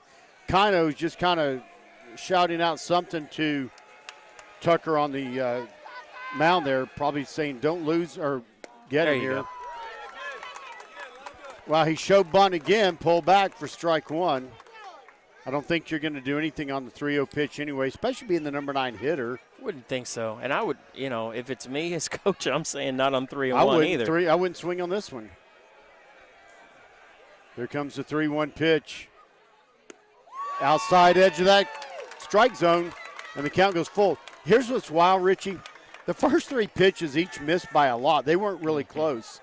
Now, that pitch, the last 2 were right down the middle. Certainly pitches, much better pitches. Those last 2 were much better pitches. Here's the payoff pitch. Fly ball to left field. Ethan Barnard a few steps in and makes the play. So there were 6 pitches. That takes his pitch count, I believe, from 47 to 53 on that one batter. Nice play there. And good for Tucker Isbell staying with it, not getting rattled. Don't lose him. Your focus should always be on the batter. Yeah, even when you have base runners, your focus is you want to get this guy out. Oh, shoot. First pitch is fouled back. You didn't flinch, I know. I was looking down, but you just looked up to see where it was. Just looking. Correct? Just looking. Just looking. Kind of like when I go to the high price stores. I'm just looking. Just looking. All right. No balls, 1 strike. Swung on him and missed the off-speed pitch. Nice, 0-2. Bill, he hasn't used a lot of those, but when he does, boy, they have been such masterful pitches. 54 pitches now for him through 5 1/3 innings. And he's 0-2 here. Isbell ahead in the count against the leadoff hitter. And, the leadoff hitter, I don't think has reached yet in an inning. Maybe on a walk one time, but. Oh, excuse me. All right, here comes the 0-2. That's going to tail off outside, but that's a good pitch to try to get him to chase. And the count goes to 1-2. Third out bat. He's struck out twice, so. Yeah. I'm okay if we keep that streak alive. Heck yeah. Here's the 1-2. Wow, that ball was a fastball. Had just a little wiggle on it. He fouls it away, stays alive at 1-2. That foul ball went over toward the Mustang dugout along the third base line. Just nothing he throws is straight. Everything has some motion to it. Some more than others, but boy, he's pitched really well. Here comes another 1-2. Fouls right, hits the wall right in front of me a little bit. You were going to make that play. Oh, I had my asbestos hand ready to go. Don't even need a mitt.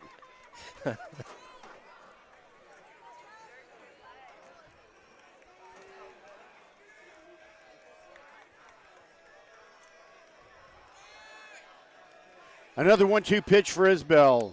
It's up high, but he swings and misses. Got him swinging. For strike 3, and there's 2 outs. My goodness. Richie, I just got to be thinking, if I'm Pearce, I finished second in a tough district where Dallas Jesuit finishes first. They have Lake Highlands, some other tough teams. I'm kind of concerned and surprised that I'm behind 1-0 right now in the bottom of the 6th inning.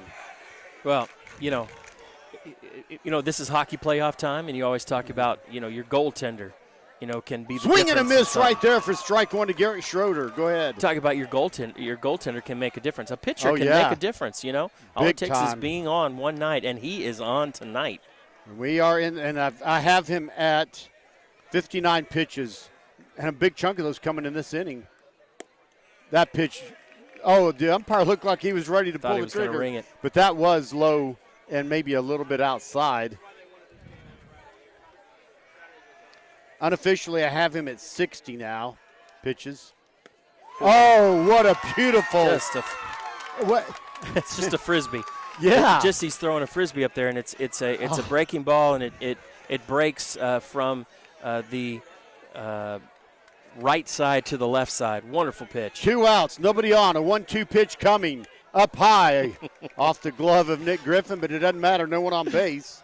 And I think Isbell right there was just trying to put a little more gas. I think he wanted the strikeout, yeah. But, hey, no blood, no foul. The count now, 2 balls and 2 strikes. Watch the fastball outside part of the plate. Let's see if that comes to fruition. The ballet pitch, the 2-2 misses outside, and the count goes full. Don't want to walk this guy. You don't want to really extend this inning.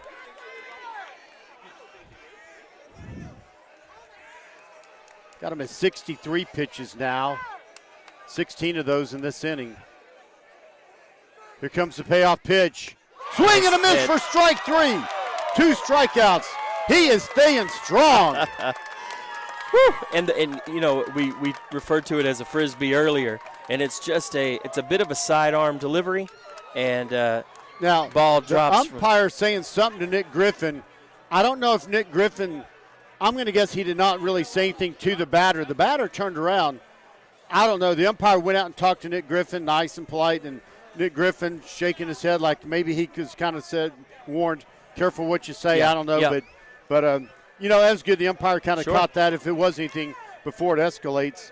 So that was 17 pitches in that inning. That's a third of what he had thrown through the game. So I've got him at 64 now. That's still wonderful through 6 innings. That's really, really good. And a 1-hitter through 6 innings. That's fantastic. And let's just keep going on with the ands. Yeah. That got through the leadoff and number 2 hitter. So in the bottom of the 7th, the Mustangs will be having their number 3 hitter come up. 6 strikeouts on the night. A lot of fairly weak ground balls. Your shortstop comes up really big for you. So he's handled some of it on his own, but let his defense take care of things as well. He's been fantastic tonight.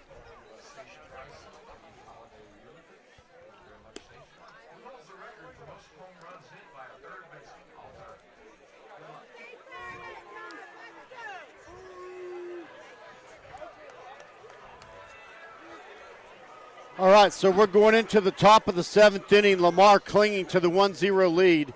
Houston Cornish, our second baseman, left-handed batter. 6th batter in the order comes up to the plate. See if he can get something started in here. First pitch, strike 1 on the lower left-hand corner.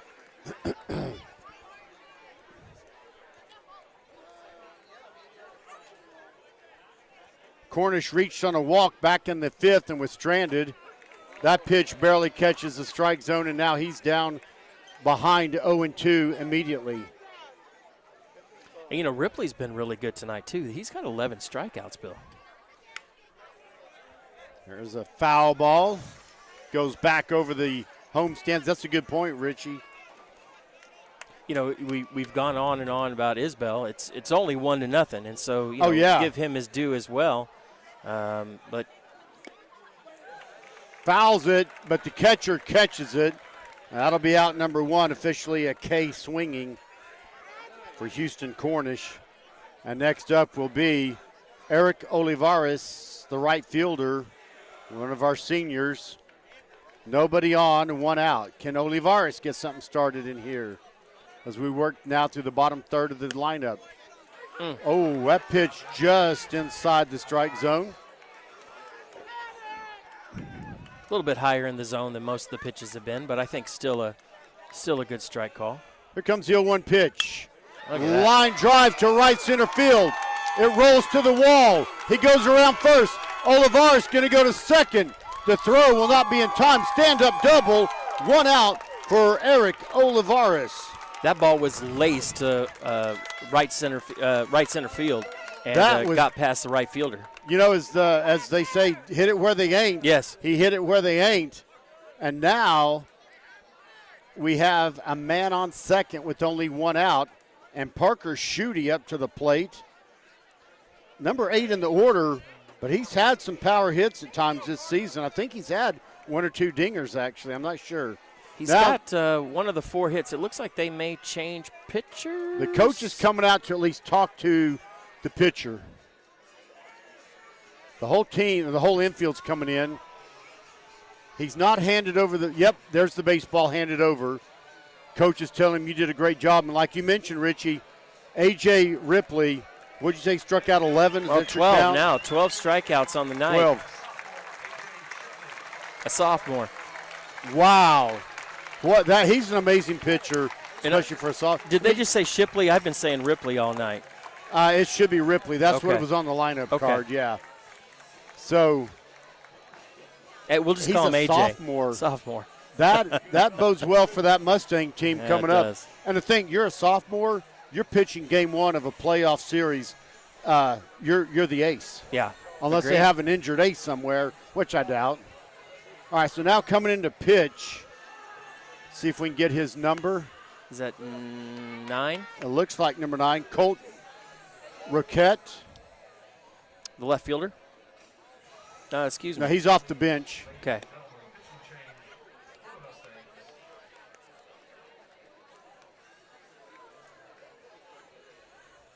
And we'll be back in just a few moments.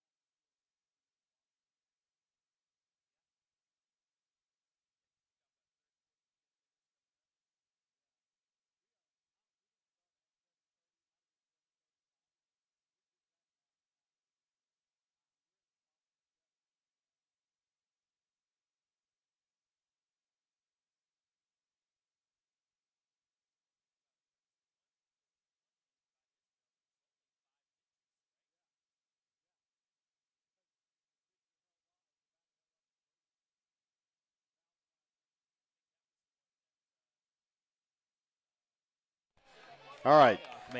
Well, welcome back. We are live again. Parker Schutte comes up to the plate. The new pitcher, number 9, Colt Roquette, comes in relief. 1 out in the top of the 7th inning. Runner on second, Olivares after his stand-up double. First pitch to Schutte inside for ball 1. Roquette's a righty, pretty tall guy. And looks to be about 5'14" or so. At least. Looks like he's got a pretty good fastball. First pitch was a little bit on the inside part of the plate.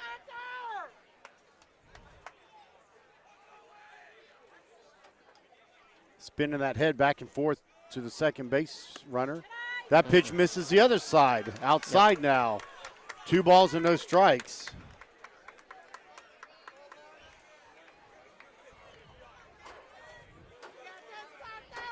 Schutte struck out swinging in the 5th. Got a base hit in the 3rd, was left stranded. Here comes the 2-0. Swing and a miss for strike 1.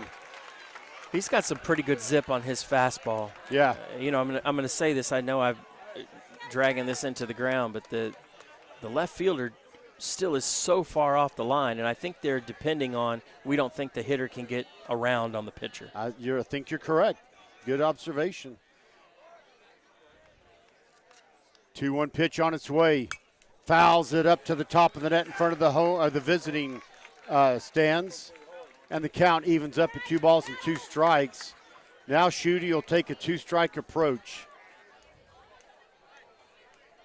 Shortstop comes in to talk to the pitcher. He's calling the catcher in also. They want to make sure they're lined up on what to do on a throwdown, probably. Yep. With a runner on second, you don't have a force, and so you want to make sure that you have the right play going. Are we going to go straight to first? Are we going to try and make the play over at third? If it comes back to the catcher, who's it going to go to, Yeah. Are you going to check the runner first or just make the quick out? With one out, all that needs to be decided. Shortstop is back. He's playing deep at the edge of what would be the dirt on a regular field. Way over towards second base. Big gap between short and third. If Parker Schutte can get a ground ball through there. Almost like the shift is on. Here's a pitch. Swing and a miss for strike 3. He was frustrated there at himself. And now the number 9 hitter, left fielder Ethan Barnard, comes up to the plate. Barnard struck out swinging in the 3rd, struck out swinging in the 5th. I would say he's due. Now we've got courtesy runner, actually pinch runner now. Cooper Schutte comes in to run. And I think what they're doing there is you're in the what probably could be the last inning. Yes. Go ahead and insert him into the game as a pinch runner for Olivares. He's faster a little bit. Nothing bad about Olivares, but you do have faster people in certain situations. On a base hit, we want to get that run. Yes. So pretty good strategic play there. That will take Olivares out of the lineup, I believe. Now, there are rules about reinserting, but for right now. All right, Ethan Barnard. Can he do something here? He's due. Catcher gets in that squatting position, ready to throw. Runner dives back at second, but no one even holding him and no throw. Stands up. The catcher set up on the outside edge. The pitch is off of his glove. The pass ball will allow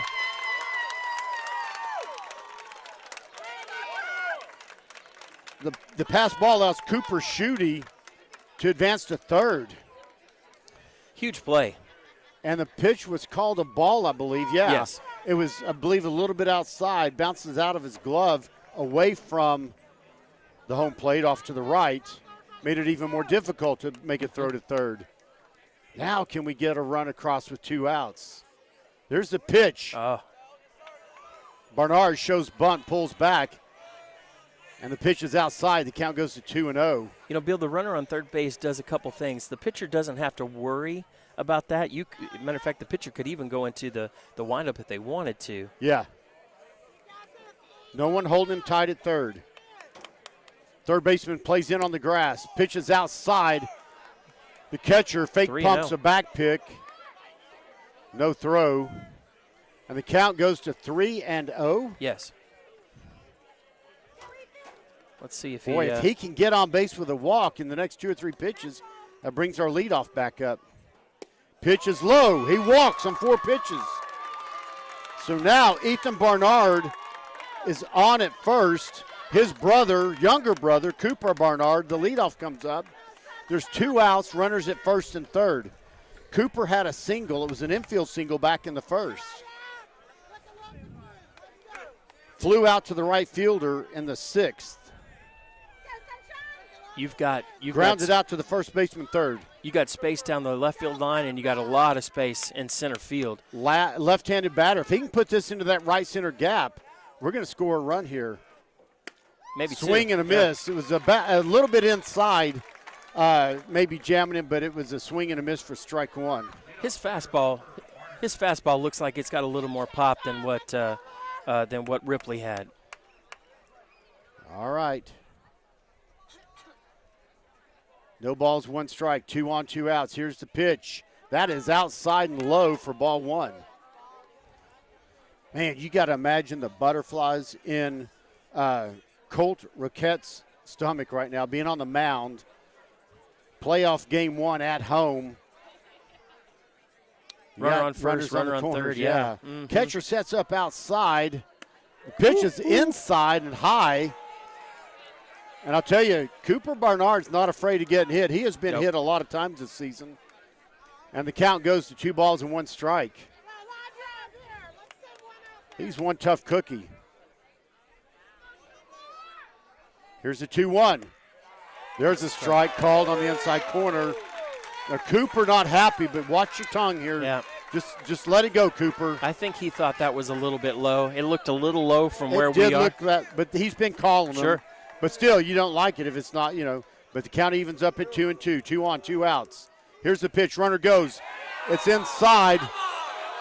Now, that was definitely high. The people behind me yelling. The catcher wasn't happy. He thought it was strike 3. He framed it up. Yep. And now 2 runners in scoring position on the full count. Yes, after the walk, he gets a stolen base, so you have runners on second and third. And it may actually go down as defensive indifference. Yeah, I wonder. I think you're going to have to say. He stole that base before there was even a chance to throw or decide. I would agree with you there. And with a 1-0 ball game. All right, here comes the payoff pitch. Swing and a miss for strike 3. Well, the Vikings get another hit, a walk, strand 2 runners, but they cling to the 1-0 lead. Can they at least hold the Mustangs to 1 run at worst to take it into an 8th inning or shut them out here? How about a shutout? That's Do what I get I'm to pick? For. Everyone gets to say their preference. I have a feeling I know what Viking fans would prefer. Oh, yeah, definitely. I got to tell you, Richie, this is exciting baseball. It is. It's 1-0. A lot of people say, oh, it's so boring, no one's scoring. But when you look at it from the plays that have been made, remember Shryock leaping up, making that play. The diving play. The line drive just above the ground at first, and some magnificent pitching. I have Isbell at 64 pitches through 6 innings. 6 strikeouts. Only one walk? Yeah. 1 walk and 1 hit. And here's the deal, Richie. That's an average of 8 pitches per inning, 64. Check this out. He threw 17 pitches in the 6th inning. Wow. That's roughly a third of his pitches. Yeah. That's awesome. Yeah, a lot of at different levels they'll say 10 pitches an inning is fantastic, and you're talking about substantially less than that. Well, Tucker Isbell has thrown his final warm-up pitch of the 7th inning.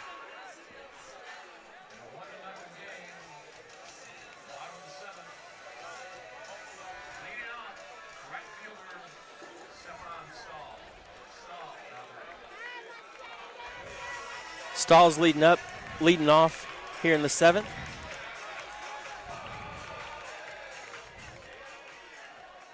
He's flied out to left.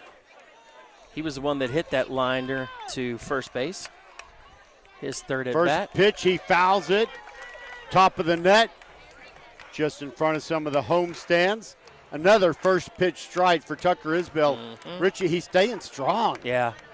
Yeah, it's almost like he's getting better as the night goes on. His confidence is huge right now. Oh, there's another one of those wiggling pitches. That must have been outside. It was not I'm gonna low. Guess so. I'm going to guess so. We're at an offset angle. I thought it was going to be a strike, but hey, it's 1 ball, 1 strike. But again, and it has some movement on it. The 1-1. Oh, boy. Just misses the inside corner, and the count goes to 2-1. We talked about this earlier that the umpire had been so consistent. I feel like the last couple batters, he's maybe missed a few. Yeah, that inside or that lower right-hand corner of the strike zone seems to have changed a little bit. Yeah, they're supposed to get wider, not shorter. Here's the 2-1. That's in the almost in the dirt, so to speak. It's all turf, and the count goes to 3-1. Nick Griffin calls time, goes out to talk to Isbell on the mound. Says, look, man, don't overpower it. Just do what you've been doing. Yep. And he might be saying now Kaino's going to go out and talk. And I have a feeling Kaino's going to say, look, if this batter gets on, don't get rattled. Yeah. No, I think you're exactly right. I think right now he's saying, look, focus, focus, focus. Don't worry about getting 3 outs. Worry about getting 1 right now. Your only job right now is to focus on Stahl. Give him pitches. Your defense has held up for you all night tonight. Yeah, we'd love a strikeout, but if he wants to hit a weak grounder to short or a ground out to first or second base, hey, we're more than happy to make those plays as well. All right, Kaino returns to the dugout. It's 3 balls and 1 strike to number 3 batter, number 22, Stefan Stahl, leading off here in the bottom of the 7th. Here comes the 3-1 pitch. Swung on, ground ball to second baseman. Houston Cornish throws in time. Nice. Tucker Isbell gets out of the jam with the 4-3, and there's 1 out. And that's the sign of a really mature pitcher. Yes. I don't have to get strikeouts for me to win. And I don't have to dance around him. I can go after him. And Kaino, just giving some reassurance there, steps out of the dugout, kind of a thumbs up and says, you got this. All right, Chris Karage, the cleanup hitter, right-handed batter, comes up next. He got the only hit of the game back in the 4th, and there's strike 1, and he was left stranded. So now, no balls and 1 strike to Karage. His other at-bat, he grounded out to the shortstop. Now, coach calls time. Karage goes and talks to him. Nick Griffin takes advantage of the chance to go to the mound. Just give Isbell some reassurance. I think sometimes coaches will just go out and say, you are Tucker Isbell. Don't worry about being anybody else. Yeah. You go out there and do your thing. That's right.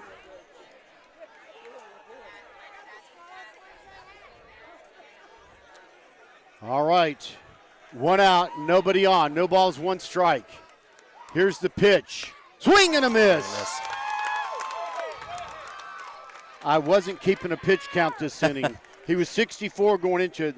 That's at least 4. He's somewhere around 68, still in a masterful state. 6 pitches for the first batter. Oh, it was? Yes. Way outside. And there's a swing and a miss for strike 3.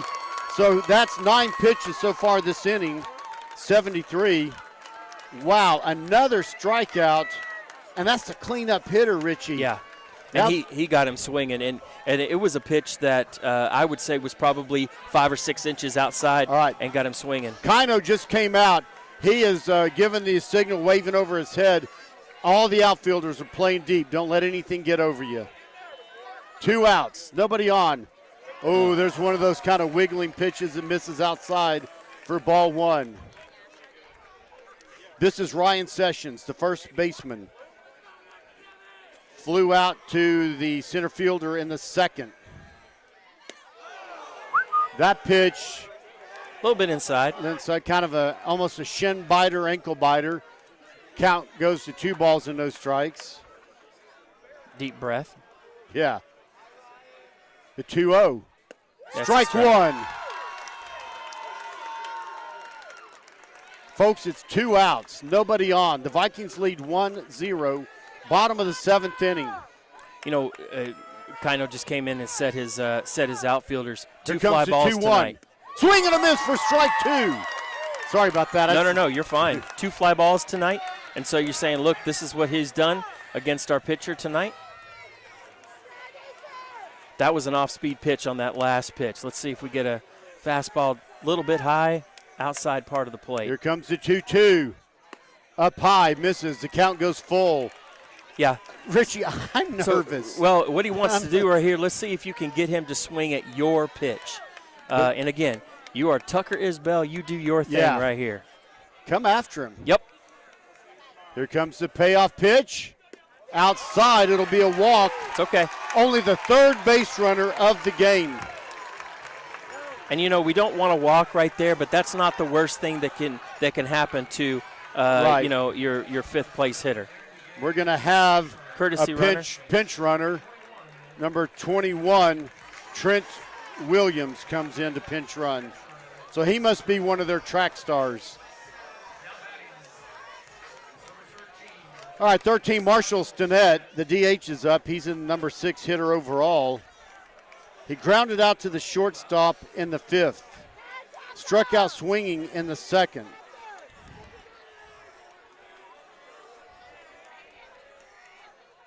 He shows bunt. Pitch misses outside. 1 ball, no strikes. Couple of ways to get out of this thing. A force at second.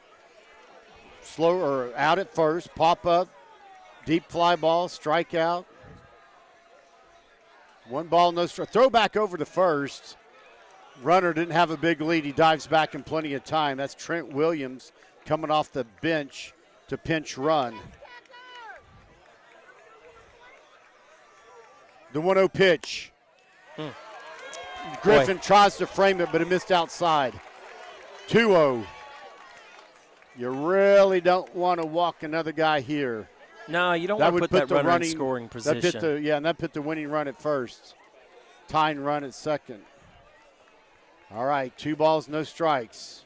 2 outs. Stay strong, Tucker. Throws back over to first. That's just a little bit of a, hey, I know you're over there. Yeah, almost caught Schutte off guard, I think, because he was dipping down and he came out of that quick. The 2-0, low, 3 balls, no strikes. Wow, some nerves have got to be at play here. He hasn't had to pitch out of the stretch much at all tonight, and that may be throwing him off just a little bit. Getting somewhere around 80 pitches now for the game, most of them in the last 2 innings. Pitches outside. There's 2 walks in a row.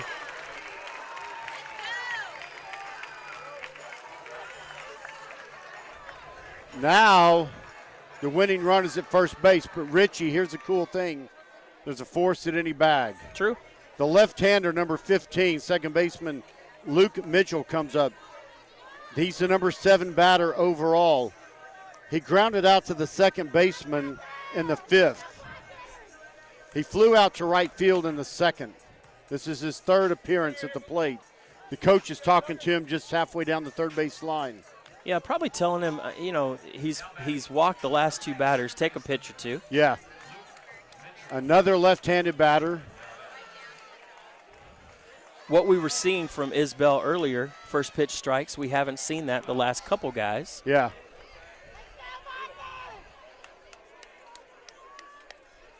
Two on, 2 outs. Bottom of the 7th. The Vikings lead 1-0. Game 1 of this series in the playoffs. He shows. There you go. Bunt, pulls back, but it's strike 1. The ball pops out of Griffin's glove, but he keeps it in reach, and the runners don't advance. Bill, did he call that a strike, or did he say that he offered? I think he said that he offered. Okay. Because I think the pitch was a little bit high, but I don't think he pulled back in time on the strike, the bunt show. The batter asked, and I wasn't sure. I saw that it was a strike, but I thought it maybe caught a little bit of the plate.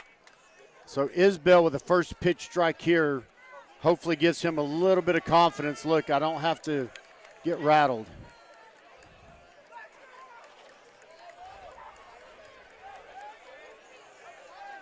No balls, 1 strike. Here's the pitch. Just misses inside. That was a really good pitch. In that same area where we've seen some called strikes, especially on a right-handed batter. We've mentioned this throughout the season. You've got a left-handed batter. He is over the right shoulder of the catcher. Yeah. And so what you really want to do is the umpire's over the right shoulder catcher. 1 ball, 1 strike. Here's a pitch. Yes, strike 2. And called. That is a harder pitch to see. And so what you want to do, if you want to get an inch or 2, send it on the outside part where he's not facing. Set up. Well, that's what happened on that last one. It was the outside edge. Good point, Richie. 1 ball, 2 strikes, 2 outs, 2 on. Here's the pitch. Oh, just a bit high. I think so. Some of the fans were ready for called strike 3. That's a hard pitch not to swing at. Good call. Yeah. You got to wonder why he didn't just foul that away. But the count goes to 2 balls, 2 strikes. 2 outs, 2 on. What an exciting game. Fastball on the outside part of the plate. There's a pitch. That's a base hit. It goes to center field. Here comes the throw at home. It's bobbled. 1 run scores. They tie it up. They do.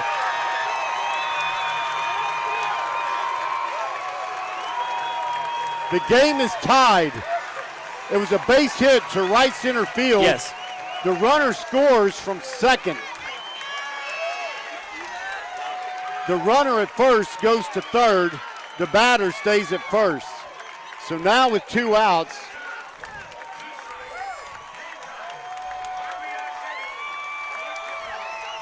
solid hit. That might be the best hit of the night for J.J. Pearce tonight. What's that? That may be the most solid hit that they've had of the night. I think it is. Second base hit. All right. Runners on the corners, 2 outs. Tucker just needs to focus on the batter. Yep. Let's keep this thing alive and take it to the 8th inning. Third baseman in on the edge of the grass. Called strike 1 in that same spot. Yeah, boy. If it's a left-handed batter, it's sometimes called a ball. But, hey, it's that same spot he's been calling. So no balls, 1 strike. This is the catcher. Throw back over to first. Man, you just want to be careful you don't lob it away by accident. Mm-hmm. Well, and you also have to watch that runner in third. Yes. I don't know what we don't know what kind of speed they have or anything like that, but you would hate to see him dash. This is the guy home. that hit the line drive that Shryock had the 30-inch vertical leap. Ground ball to Shryock. Picks it up. Throws over in time. And we're going to go into extra innings. Free baseball. Free baseball. Oh, wow. And the announcer just said it, free baseball. It was free admission tonight anyway, but you got to love free baseball. Wow, boy. If that could have happened on the previous at-bat. I didn't even have to climb the fence to get in. Wow. 1 run, 1 hit. 2 men left on.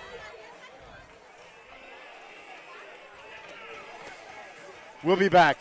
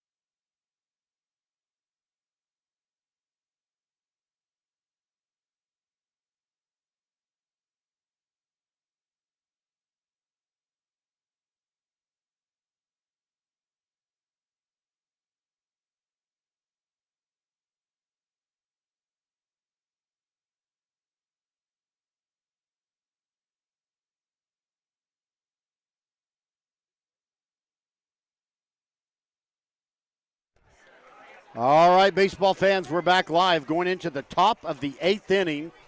Just in case someone's not sure, that is extra innings. Texas high school baseball, like I'm guessing about everywhere else in the country, goes to 7 innings in regulation. The Mustangs scored 1 with 2 outs to tie it up in the bottom of the 7th. Tucker Isbell, the pitcher for the Vikings, is coming up to bat. The first pitch to him, high fly ball. This is going to be trouble. Short right field. The right fielder comes over on the line. One pitch, one out. He was played a little further over towards the line and didn't have to go that far to make the play. All right. Well, that'll bring up Nick Griffin, our catcher. Nick Griffin got that stand-up leadoff double back in the 6th, but got stranded. No, I take it back. It was a 2-out double, I believe. I can't remember yes, now. 2-out double. But he got stranded. Keep that bat alive. Fouls the first pitch straight back to the net, and he'll start off with an 0-1 count.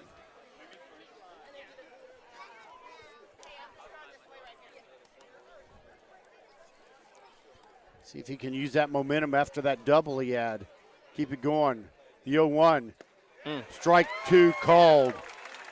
That was a beautiful pitch. Yeah, it was. Looked like some type of an off-speed.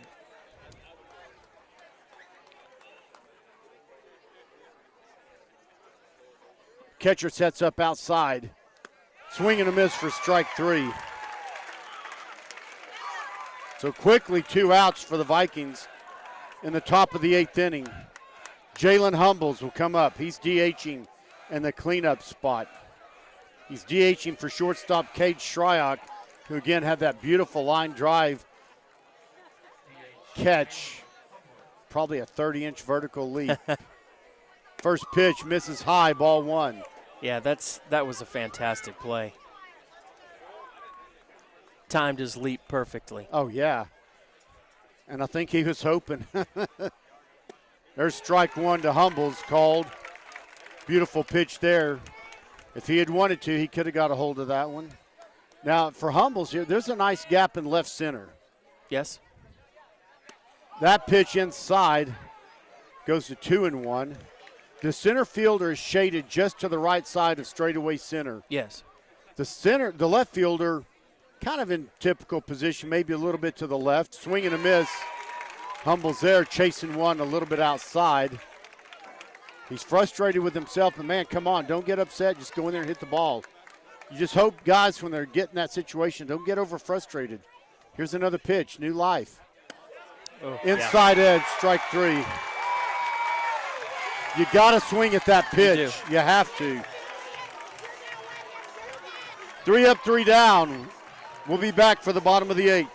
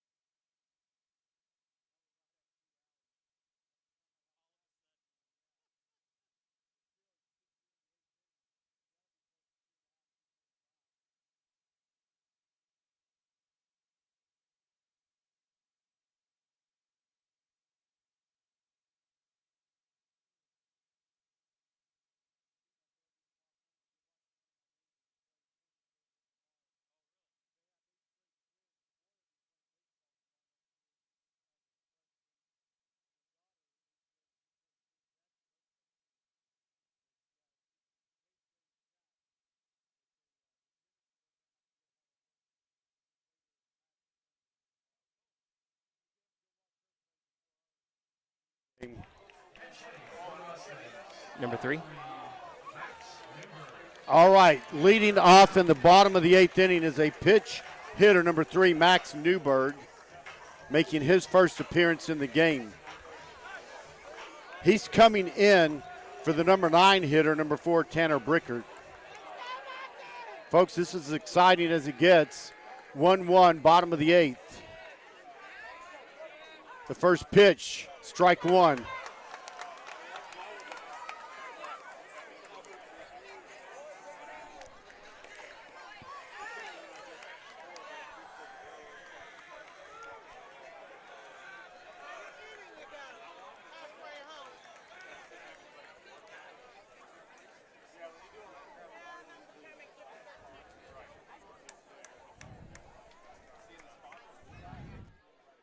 Go ahead.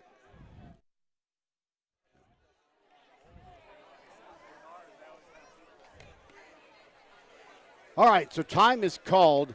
Coach Goodman, the pitching coach, goes out to the mound. Nick Griffin comes in from the plate also, just having a little bit of strategy and maybe kind of keep it up, but also what do we do in this situation, what do we do in that? Right. There's no outs, nobody on, no balls and 1 strike to this leadoff pinch hitter. Umpire just kind of reminding Goodman that's your first visit to the mound this inning. Cross that line of first base line again, you got to bring in a new pitcher. You know, he was at, close to 80 pitches before. Yeah. You know, you do kind of wonder how much does he have left. Well, that pitch was way outside. I think he was just trying to overpower that when his release point was like in his follow-through. That pitch was – that would have been behind the back of a left-handed batter, just to give you an idea how far outside it was. That's all right. 1 ball, 1 strike. Yeah. Just stay in it. Doesn't matter where it is, still just 1 ball. If Isbell can get through this game, there's a strike 2. That's one of those over-the-middle off-speed. Yep. A little bit of a roller coaster-looking pitch.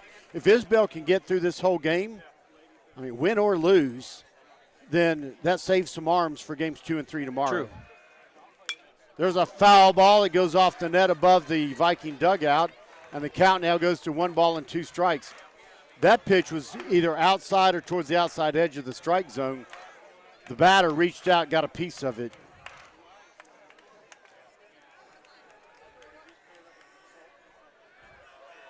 Here comes the 1-2. Up high, just over his head. Count evens up 2-2.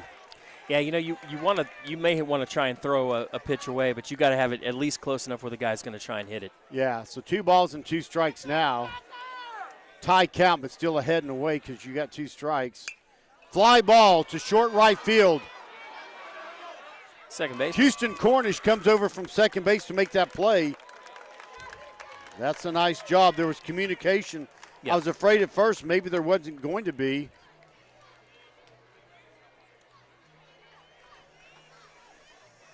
This is leadoff, I believe. This is the leadoff, Dean Balo, the center fielder.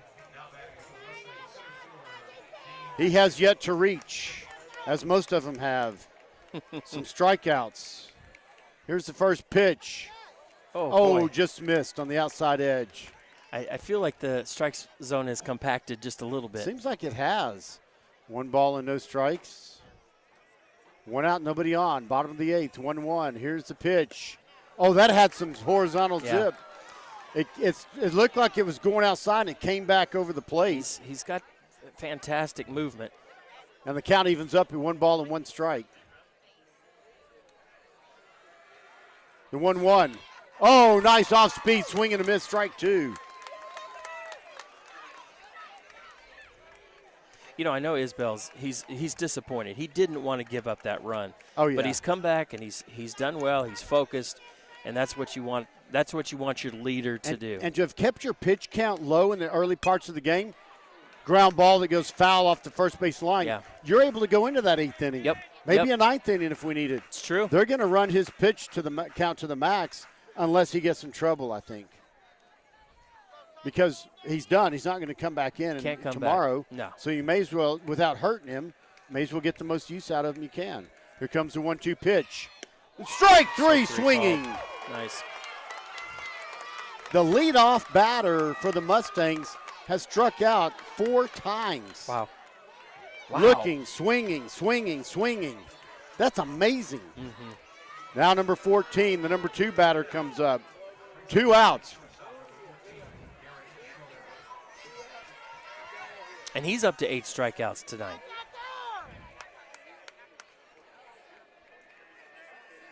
Here comes the pitch, up high, ball 1. Schroeder struck out swinging in the 6th. Grounded out to the third baseman in the 4th. Here's the pitch. Oh, man. I don't know what was wrong with maybe. I think. It kind of had some of that roller coaster again. And the count goes to 2-0. That was close, though. Here's the 2-0. Swing.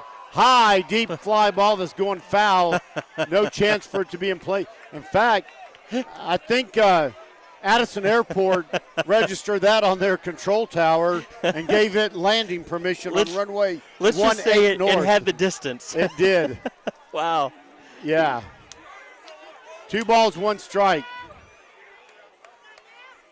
2 outs. Batter calls time. He's granted. Steps out. Holy cow, that ball was high. Yeah. All right, here comes the 2-1. Swing and a miss, strike 2.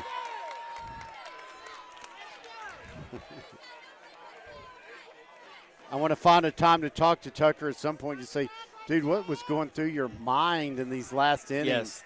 In good ways. Oh, my gosh. Right on the edge. That's been called a strike sometimes. The count goes full. Again, I'm going to assume maybe it was a little bit high, Bill, maybe. I don't know. I think he called it inside because it was below the letters. Here comes a payoff pitch. Foul ball. He stays alive. It goes back over the stands. And there goes the army of kids to chase it down.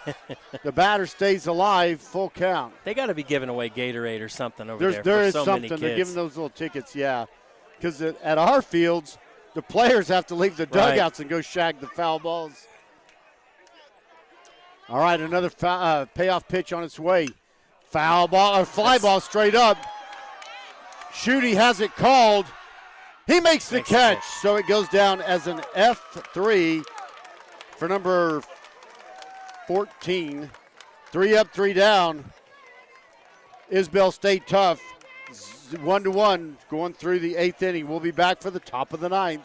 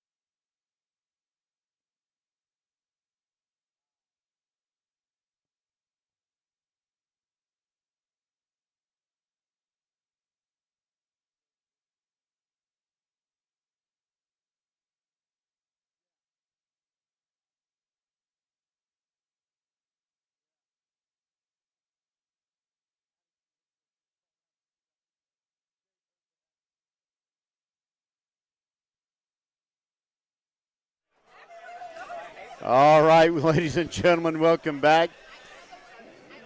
Jay Ryan confirming in the chat box that Addison Airport just called asking about the game. Yeah, he put a little bit of a shock into that baseball. Hit it high, hit it deep, just didn't hit it straight. All right, Mason Gilliam is going to lead off for the Vikings.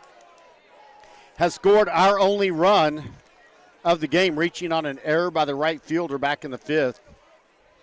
Can we take the lead here? The first pitch up high, ball 1. I want to thank everybody who's listening. Thank the Booster Club, and especially thank Jay Ryan, technology-wise, making this happen. Oh, there's a foul ball off the catcher's helmet.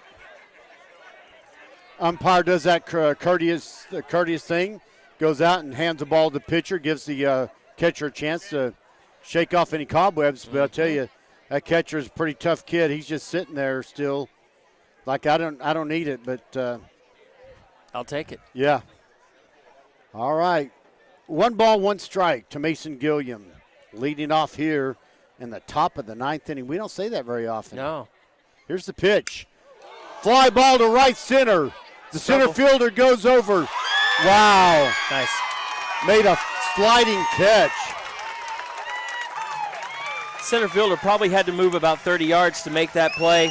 and timed it just right. Sliding catch makes the out in deep center field. And dropped to a knee as he slid. That hit, or that ball off the bat, Richie, was probably about 12 inches or so away from being a double to the wall. Mm-hmm. And, if that ball gets misplayed, that may be, easily a double. Houston Cornish swings and misses for strike one at the first pitch to him. Easily a double, maybe even a triple, depending on where the ball goes. But swing and a miss for strike two. But instead it's a long out.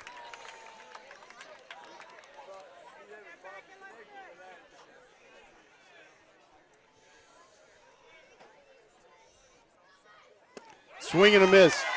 Wow, struck him out on 3 pitches, swinging every one of them. Just couldn't get his timing down there.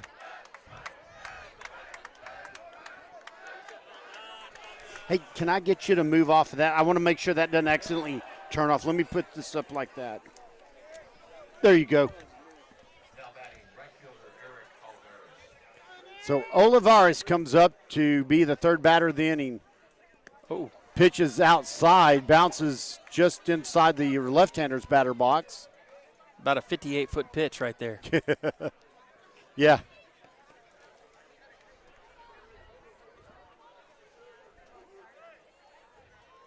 One ball, no strikes. Fly ball that goes straight up behind the net. Foul.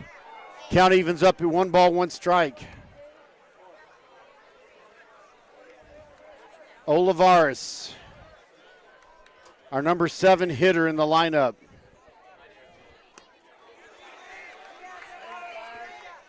They called ball, said that he checked his swing, and then the catcher, appropriately so, appeals to the first base umpire, and he says no, he did not go. So the count goes to 2 balls and 1 strike. Here's the 2-1. Now, that might have been high. Sure. Maybe just a little bit outside that edge of that zone. But, Bill, those are the same pitches that we were saying. Where was that? Just be consistent. I think that's what anyone wants. That pitch is low, and Olivares reaches with a walk with 2 outs.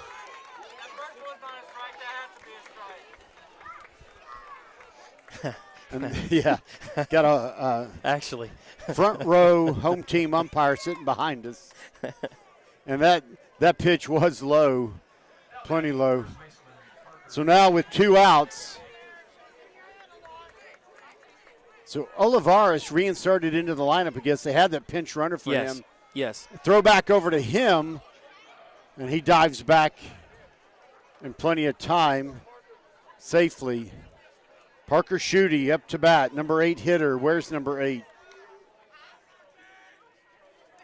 Catcher sets up in the semi-squat. Pitch on that outside edge. No balls and 1 strike. Really good off-speed pitch, and did just look like he did paint the corner on that one. No balls, 1 strike. 2 outs. Runner at first. It's Olivares. Top of the 9th. 1-1. That ball is inside. And the count goes to 1-1. Bill, sometimes when a catcher has to move, when a catcher sets up, what the umpire is looking for is how much does he have to move. And when a catcher's set up inside and it's way outside, you're not going to get that call. That's a good point. The pitch or the throw back over to first, not in time. Olivares dives back in plenty of time. That was a case where the catcher set up on way outside, has to move way inside, and whether it was a strike or not, it didn't look like one. Count is 1-1. 2 outs, 1 on. Throws back to first again quickly. I'll say quickly with a hard throw. He's a righty, so his back is to first base. So he's got to turn that head just enough to see what's going on over there, unless the catcher maybe gives him a signal to throw. That was going to be a strike, and it was swung on, foul straight up, out of play to the net. This is the second inning that Roquette? Roquette, yeah, Roquette. This is the second inning that Roquette's been in, and so he may be getting towards the end of his. There's a swing and a miss for strike 3. That ends the inning. We strand a runner. We'll go to the bottom of the ninth. Can the Vikings defense hold them off again?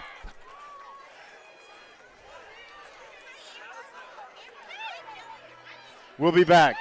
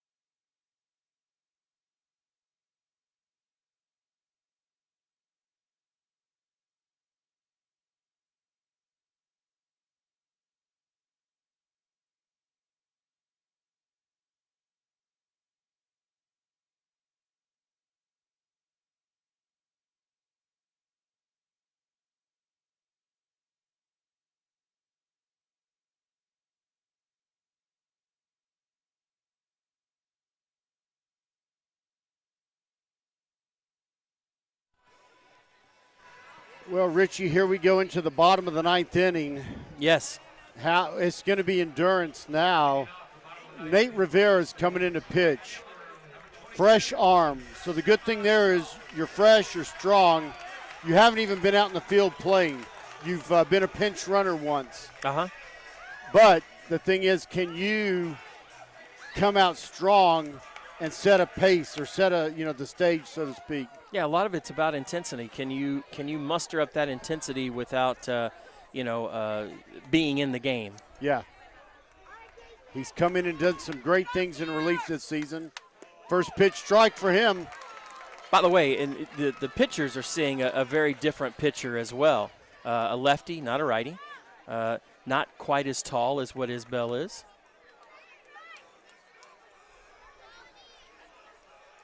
No balls, one strike to number 22, the number 3 hitter.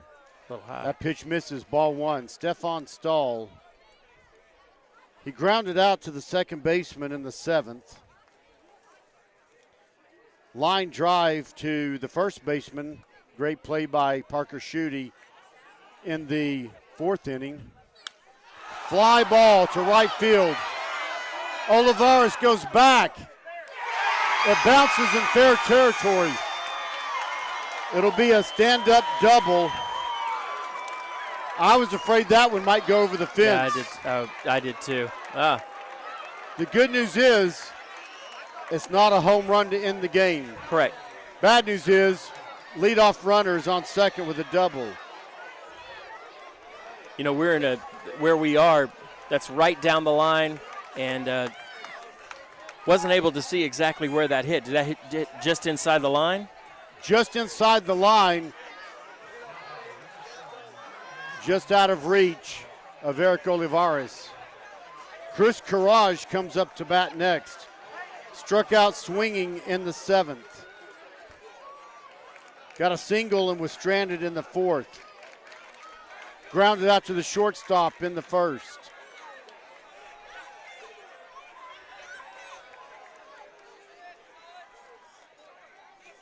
Batter calls time and it's granted. Steps out. Rivera steps off the rubber.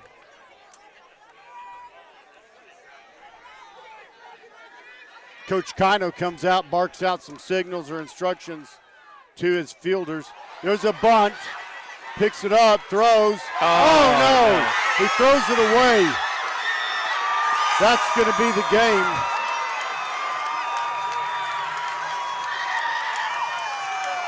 Well, it was a really nice bunt. Not a very good play by the catcher. Just overthrows first base. I don't know that he was going to get him anyway, Bill. That might be one that you just need to put in your pocket. Did the pitcher pick that up or the catcher? No, catcher did. Okay. It was thrown way over there. Coach Kino was out consoling Nate Rivera. That's what made me wonder. But I thought it was the catcher that picked it up and threw it. Man, tough way to end the game on an overthrow to first on the bunt. The runner was going to go to third no matter what, but he comes around on the overthrow. Yeah. The Mustangs come back, scoring their 2 runs in the 7th and 9th innings. Wow.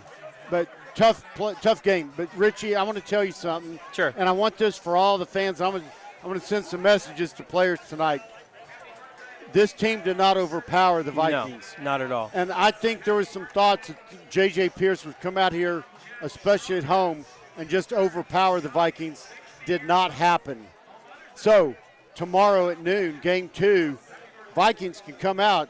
You put Parker Schutte on the mound, get some good defense. We might take game 2, very good chance of it. And then who knows what will happen in a game 3. Yeah, they played very well. I mean, when you look, you can't look at a single play in a baseball game and say, boy, that lost it or something like that. When you look at the whole, a 9-inning game, by the way. Yeah. Or 8.5 innings, I guess, technically. Yeah. But, in an extended game, played fantastic defense, several really good plays, a couple at short, a couple at first, a few timely hits, and really good game by the Vikings. Really nothing to hang your head about. Well, and there's a couple more things. No one likes to lose a game that I know of, all right? No. I remember I had a Little League coach in Fort Stockton, Texas, that told us after our first game or two, guys, I hate losing. I hate losing a game of checkers. Y'all learned to hate losing. Well, we did learn to hate it. 2 seasons, 2 perfect records, didn't win a game. Oh, all right. Gotcha. So, but with what's going on here, someone can say, man, that's a tough way to lose the heartbreaker. It is. Yeah. But I would much rather have this happen than get blown out early and you don't even have a chance. So, great things on tap for tomorrow. Let's see what happens at the Lamar Viking Diamond. Just to wrap it up, the Vikings have 1 run on 4 hits. The Mustangs 2 runs on 3 hits. It was the throwing error that ended it. Not putting it on anyone. That's just how the game ended. 2-1, bottom of the 9th. All right, we'll be back tomorrow for game 2 at noon, I believe. Until then, for Jay Ryan, our executive producer, Richie Sherrod, color commentary, I'm Bill Frawley saying VFND.